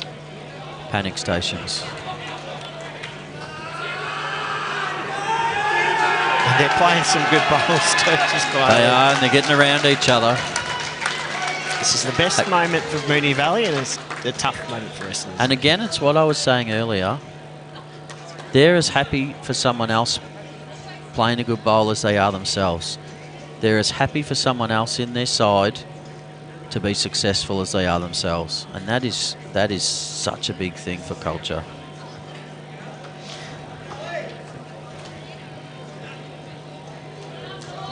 So it looks like we have a Taylor Mail and Gibson's rink done. What happened on the last end, do you know? It's definitely looking... No, I've got no idea. Simsy's just drawn an absolute cracker. He's gone past a wall of bowls and drawn the shot. They're up and about. Yeah, it's good to see, isn't it? They're enjoying it. They're in celebratory mode. I think someone mentioned it earlier in the stream. This has been a tough slog for Moonee Valley. It's been hard. There have been times where they were expected to win, and they haven't been able to make that jump. And this is a reward for effort and persistence. Yeah, it's probably been a good 8 years in the making.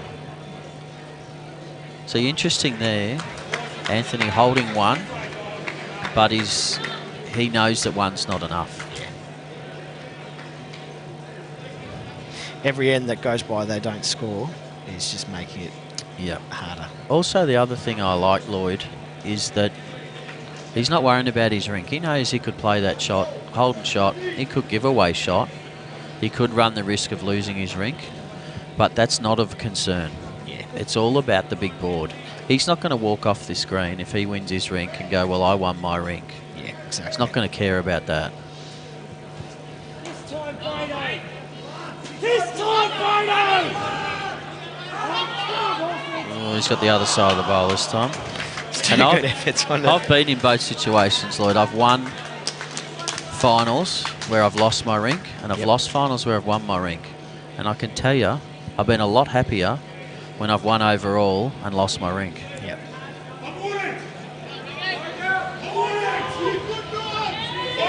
Simsy's just drawn another one. Some fire over there. He was closer than his first one.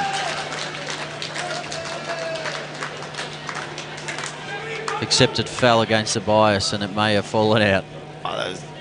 But it won't matter. Perfect shot anyways, wasn't it? Sometimes it's all about process rather than worrying about that result. He's played 2 bowls within 6 inches there. I think he'd take that. No doubt. 25 shots with 6 ends to go.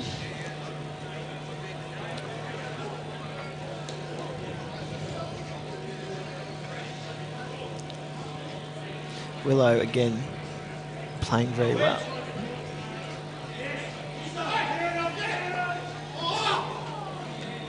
And it's a dead end. Willoughby kills it over there. Yeah, I'm not sure how thrilled they are about that, to be honest. No, he obviously thought he could have made a number. But it's still alive. Or maybe it is. Surely not. Looks like one to Essendon. It's just stayed in.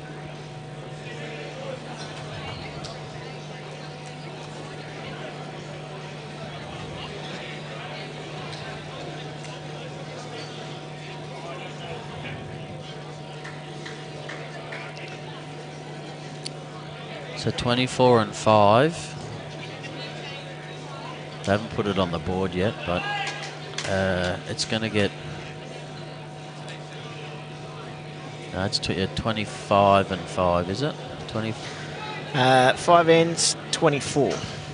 24, because I think... Ours is saying 24, their big board's saying 25. Ours I don't think's come up yet, so I think it must be 25.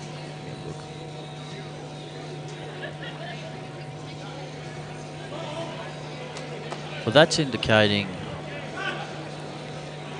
that they've given one to the Valley. It is. But yet it was one to Essendon. But either way... Let's hold on that and find out what's going on.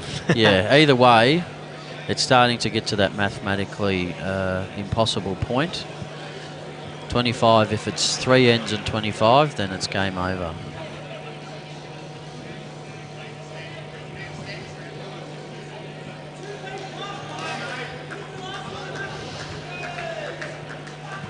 It's actually quite interesting looking at a couple of the other rinks here whilst we watch Jimmy put in a bowl. The Fisher versus McMullen rink, since end 13, Fisher's won every end. Yeah, right. And 6 of them have been ones. So... Well, Dylan had that good lead, and then McMullen got, I think, a 2 on the last end before tee, and a 3 on the first end after. Is that right? He definitely got a, I think it was a 1 and a 2. A 1 and a 2, and then he's sort of hasn't scored since, I think. So that rink's now down to the last bowl. Drax, I think he's got it. I think it's... He's moved the jack, 1 to Essendon. Yeah. So that'll finish 23-9 yep. to Dylan Fisher. And they'll win another end.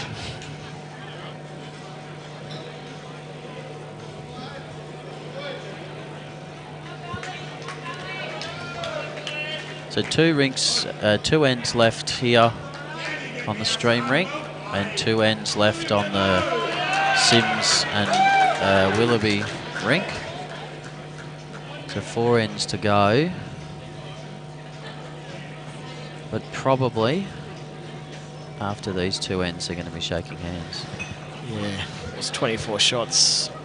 I'd say these would be the last couple of ends he has. There's a good one in there. They'd need to get what? They need to bring it back to 16, so they'd have to get 2 4s for it to be alive. Yeah. I would say that's probably not going to happen. Did you say 2 4s or 2 5s? 2 4s. 2 5s, is it? It's 26, isn't it? So they've got to get to 6, they need 2 5s. Okay, I think it's 24, so... The big board's saying 24. Yeah, I think we found that change where someone did the scoreboard wrong, so we'll see if we can fix that up. So if it's 24, then yes, 2 4s required. Or a 5 and a 3. So that last end was 1 to Essendon. Essendon holding a few on this head, though.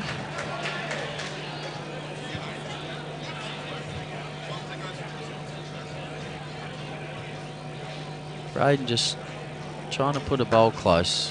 Beat that front blue and orange bowl. If he's under this... Wasn't far away. Probably had pretty good weight. Anthony's just looking for Thor to get through the gap. He doesn't just want him to draw a shot. He wants him to touch the jack because he could potentially make 5. Yep.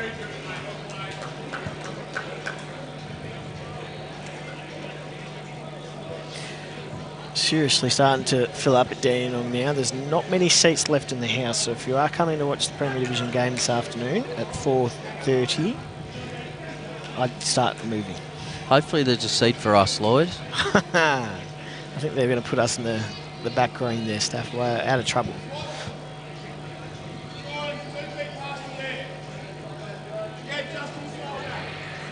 Great shot here by Thor. Yeah, it's a beautiful shot, isn't it? Yeah. You know what's probably going through his mind, though? Too little, too late. Yeah. It's a very hollow feeling. I mean, as you said, we spoke about it earlier. I think most of the players out there would have had decent games. Unfortunately, on the day, Moonee Valley, they've just been a little bit better. You know, every time they made a push, they just were able to keep the lead, keep pressing, playing big pressure. moments and getting behind each other and getting around each other. And what it does is it boosts you and it makes you feel like you're the best player on the green. Yeah. When your teammates do that for you. And I also gather the feeling that I think Dandenong's bar stocks might take a hit tonight as well. Well, it'll be interesting whether they hang around here or they go back to a function at their own club. Yeah, of course. I wouldn't begrudge them if they went back to their own club and, you know, celebrate in their own way privately. That's, you know, this is, as we said before, it's 8 or 10 years in the making for them. They're going to want to enjoy each other's company, and look, they knowing these boys, they probably might get a bit loose, and I don't think I want to be around when when they get up to that sort of stuff. But you know, they certainly have earned the right to celebrate. What we spoke about yesterday at Cheltenham is that you do make a lot of sacrifices. It's a long season. You know, they've played 18 weeks of home and away, and then another 4 rounds of finals, and they're still going. Double headers. Double headers. You know, you're giving up a lot to be here, and you know, we're not a sport that has a heap of money in it that we can pay players and make livings off it. So all of these guys have got jobs that they're doing every Monday to Friday, and then giving up Saturdays and Sundays sometimes as well. It's a big commitment. So you know, when you get there and you win it, you deserve to enjoy it. Absolutely. It's a great feeling. And talking about deserving, Lynchy's having a go here. He's close. Oh, he's a bit unlucky. Interesting, he went on the forehand, which I thought earlier when he went backhand that maybe he preferred his backhand, but he got that away pretty well. So, although we said they need 4 in each rink, I think they're holding 5 here. So, Brad Willoughby's trailed the jack. I think he's made a few. Still alive. Could have made 3 or 4. Essendon are making Moonee Valley earn it. Good on him. Would expect nothing less from them. I reckon this could be number 6 coming in here just quietly. No point going for protection at this stage of the game. Has he got enough? He should just have enough. Yeah. That's 6. I'm saying it's 6. Righto. Did you go too early on your call, Staff? Oh, look, I'm pretty comfortable with it.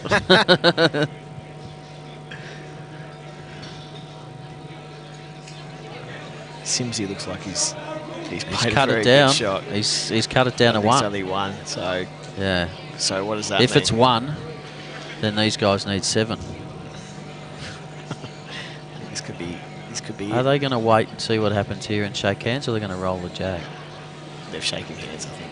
No, they're not. Oh, he's killed it. That changes it. And on we go. On we go.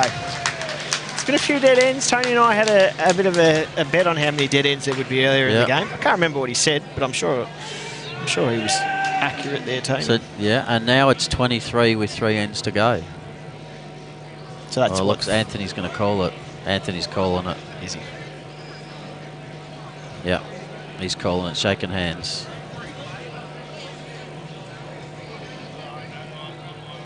He's trying to do the maths. He's doing the maths. Should be able to. He's an accountant. They need 2 8s, and so he's got to ask the boss. He's asking his wife. He's asking Cheryl, the boss. I know Cheryl pretty well. I work with her, and he's smart enough to check with her. Yeah, it's very wise, isn't it? You wouldn't want to make the wrong decision here. You might have to check with his daughter as well. She's quite strong-willed as well. She's a great kid. Good bowler too, Alana. Actually, she cleared us up twice. Yep, she's very up and coming. No, we are. It is mathematically possible. We're going again. Don't worry about that. We're seeing the end of this one. It was 1, wasn't it, to Essendon over there? So we'll update that.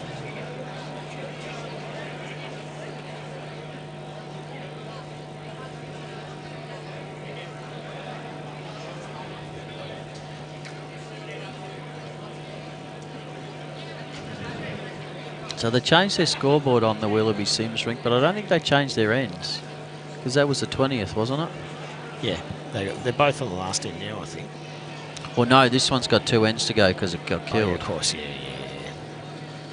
Cheryl just plonked one on the jack.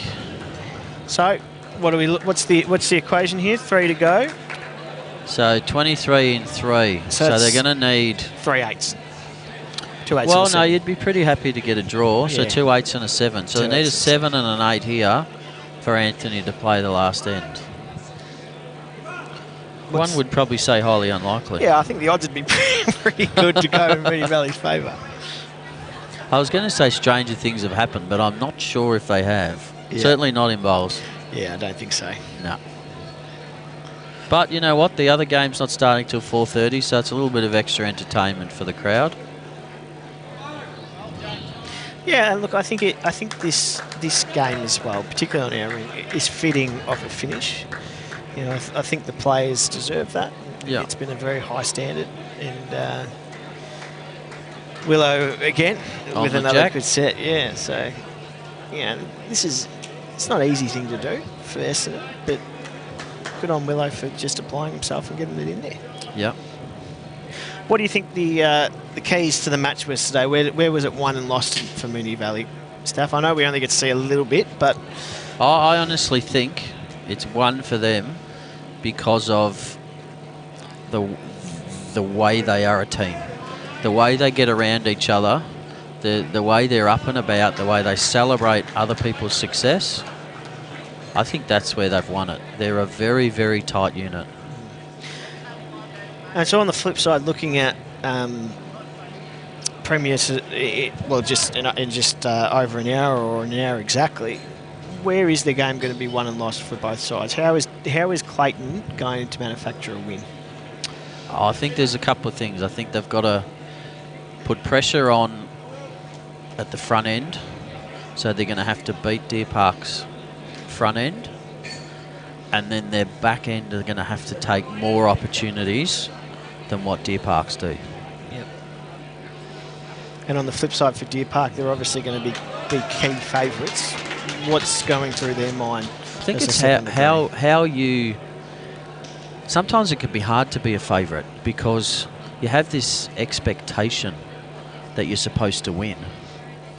But I think it's important to strip it back and not worry about expectation, not worry about your opponent. Obviously, Bundoora and Melbourne had won more games in the home and away than what Clayton did. So they were probably, you know, they only snuck into fourth. So you might look and go, there's a greater opportunity here. But I like to take the attitude that you worry about yourself. So it doesn't matter who you're playing against. If you're playing against someone who you deem that's not as good, or if you're playing someone that's better, you have to have the same approach. Because if you take the approach when you're playing someone that you think you're supposed to win, that we're just going to win, well, what happens on the flip side when you're supposed to lose? You take the attitude that we're just supposed to lose. No, you don't. So that means the opposition's not going to take that attitude. Clayton, you know, I've heard people say, well, Clayton has nothing to lose. Well, to me, that's a cop-out. Clayton has exactly the same amount to lose as what Deer Park does, and that's the opportunity to win a Premier League flag. So they're going to go in with the attitude that absolutely we've got something to lose here, and we don't know when we might get back here, so we're going to take the opportunity now. I think it's a cop-out when you play a side that on paper is better than you and you go, oh well, we've got nothing to lose. That's garbage. You've got exactly the same amount to lose, and Clayton will know that there's a Premier League title on the line. They're not going to take a cop-out that we got nothing to lose, because absolutely they do. Whether you're first or whether you're favourites or not, you're both going for the same prize. Correct. It's a level playing field. One of the interesting things, I think, for me is obviously Clayton has won a number of Premier League titles in the past. Deer Park's resurgence has probably been in the more recent era. Does it play on the player's mind that this will be the first title for Deer Park if they were to win one? No, I don't think so, because they've got a lot of their players aren't homegrown Deer Park people. There's players that have won Premier League titles. There's players that have won Australian titles and Commonwealth Games and all that, and they're just going to play the game on its merits. They're going to play every bowl on its merits. And I don't know if there's anybody, correct me if I'm wrong, anybody in that Deer Park side that's actually a homegrown Deer Park. Yeah, I mean, I think it's a good question. We'd have to leave that for you in the next commentary game, but I'd agree with that. I'm not sure if there are many that have been from Deer Park, 5, 6, 7 years ago. Yeah, I'm trying to think who would probably be the longest standing in that side. What about Radar? Ray Morrissey's been there a while.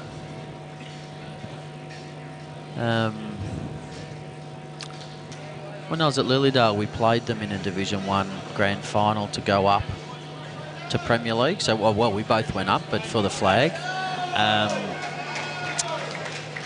And I don't know if anyone in the side today was in that side.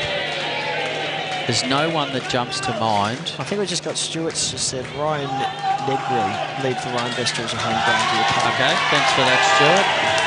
And that's the game. That's the end of the game. So, ladies and gentlemen, that is our Division 1 champions, Moonee Valley Bowls Club. They will now take on Fitzroy Victoria next Friday night for a chance for the final spot in Premier. Yep. But congratulations to Moonee Valley. Yeah, absolutely. Congratulations, Moonee Valley. Moving on to that next week, who would be your tip for that? I'm going to tap. I think Moonee Valley. I think it's challenging for Fitzroy Victoria. They've had probably a month now without any bowls, without any competitive bowls. Moonee Valley are clearly in form. They're clearly loving it and enjoying the journey. And for me, I think they'll come out victorious. Yep. What about yourself? I agree 100%. I think, given the fact I said that Essendon were the strongest side I'd played in Division 1 and Moonee Valley's gone and beaten them by in excess of 20 shots, that's a strong outfit. And I think the only thing that would stop them is a premiership hangover if they're still celebrating on Friday night. But I think with the way they support each other and play together, and I reckon they're going to be hungry for it too. I don't think they're going to go, we've won the flag, we'll settle for that. They're going to want to get into Premier League. Yeah. They're going to want to get into that top grade. Because in the past, prior to this year, both these teams used to go in. They'd be in there. Absolutely. So they've now got to win one more. Yep. And I reckon they're going to do it. Absolutely. I'm with you. And what a game. Thank you, Steph, for joining me in the commentary booth. Thank you for everyone who was watching. I hope you enjoyed the day. It is now going to be a short break before the Premier Division final between Clayton and 𝗣𝗿𝗁. As you hear the cheers coming from behind us. Yep. That's my time done in the commentary. It's been an absolute pleasure. And we look forward to Clayton and 𝗣𝗍𝗁, and we'll see you next time. Absolutely. Thanks for having us, everybody. Hope you enjoyed the game and get settled in for the big one after this. But in the meantime, the Moonee Valley boys are going to absolutely celebrate because they're very, very pumped, and so they should be. As we said, it's 8 or 10 years in the making. Good on them. Congratulations, and they deserve it.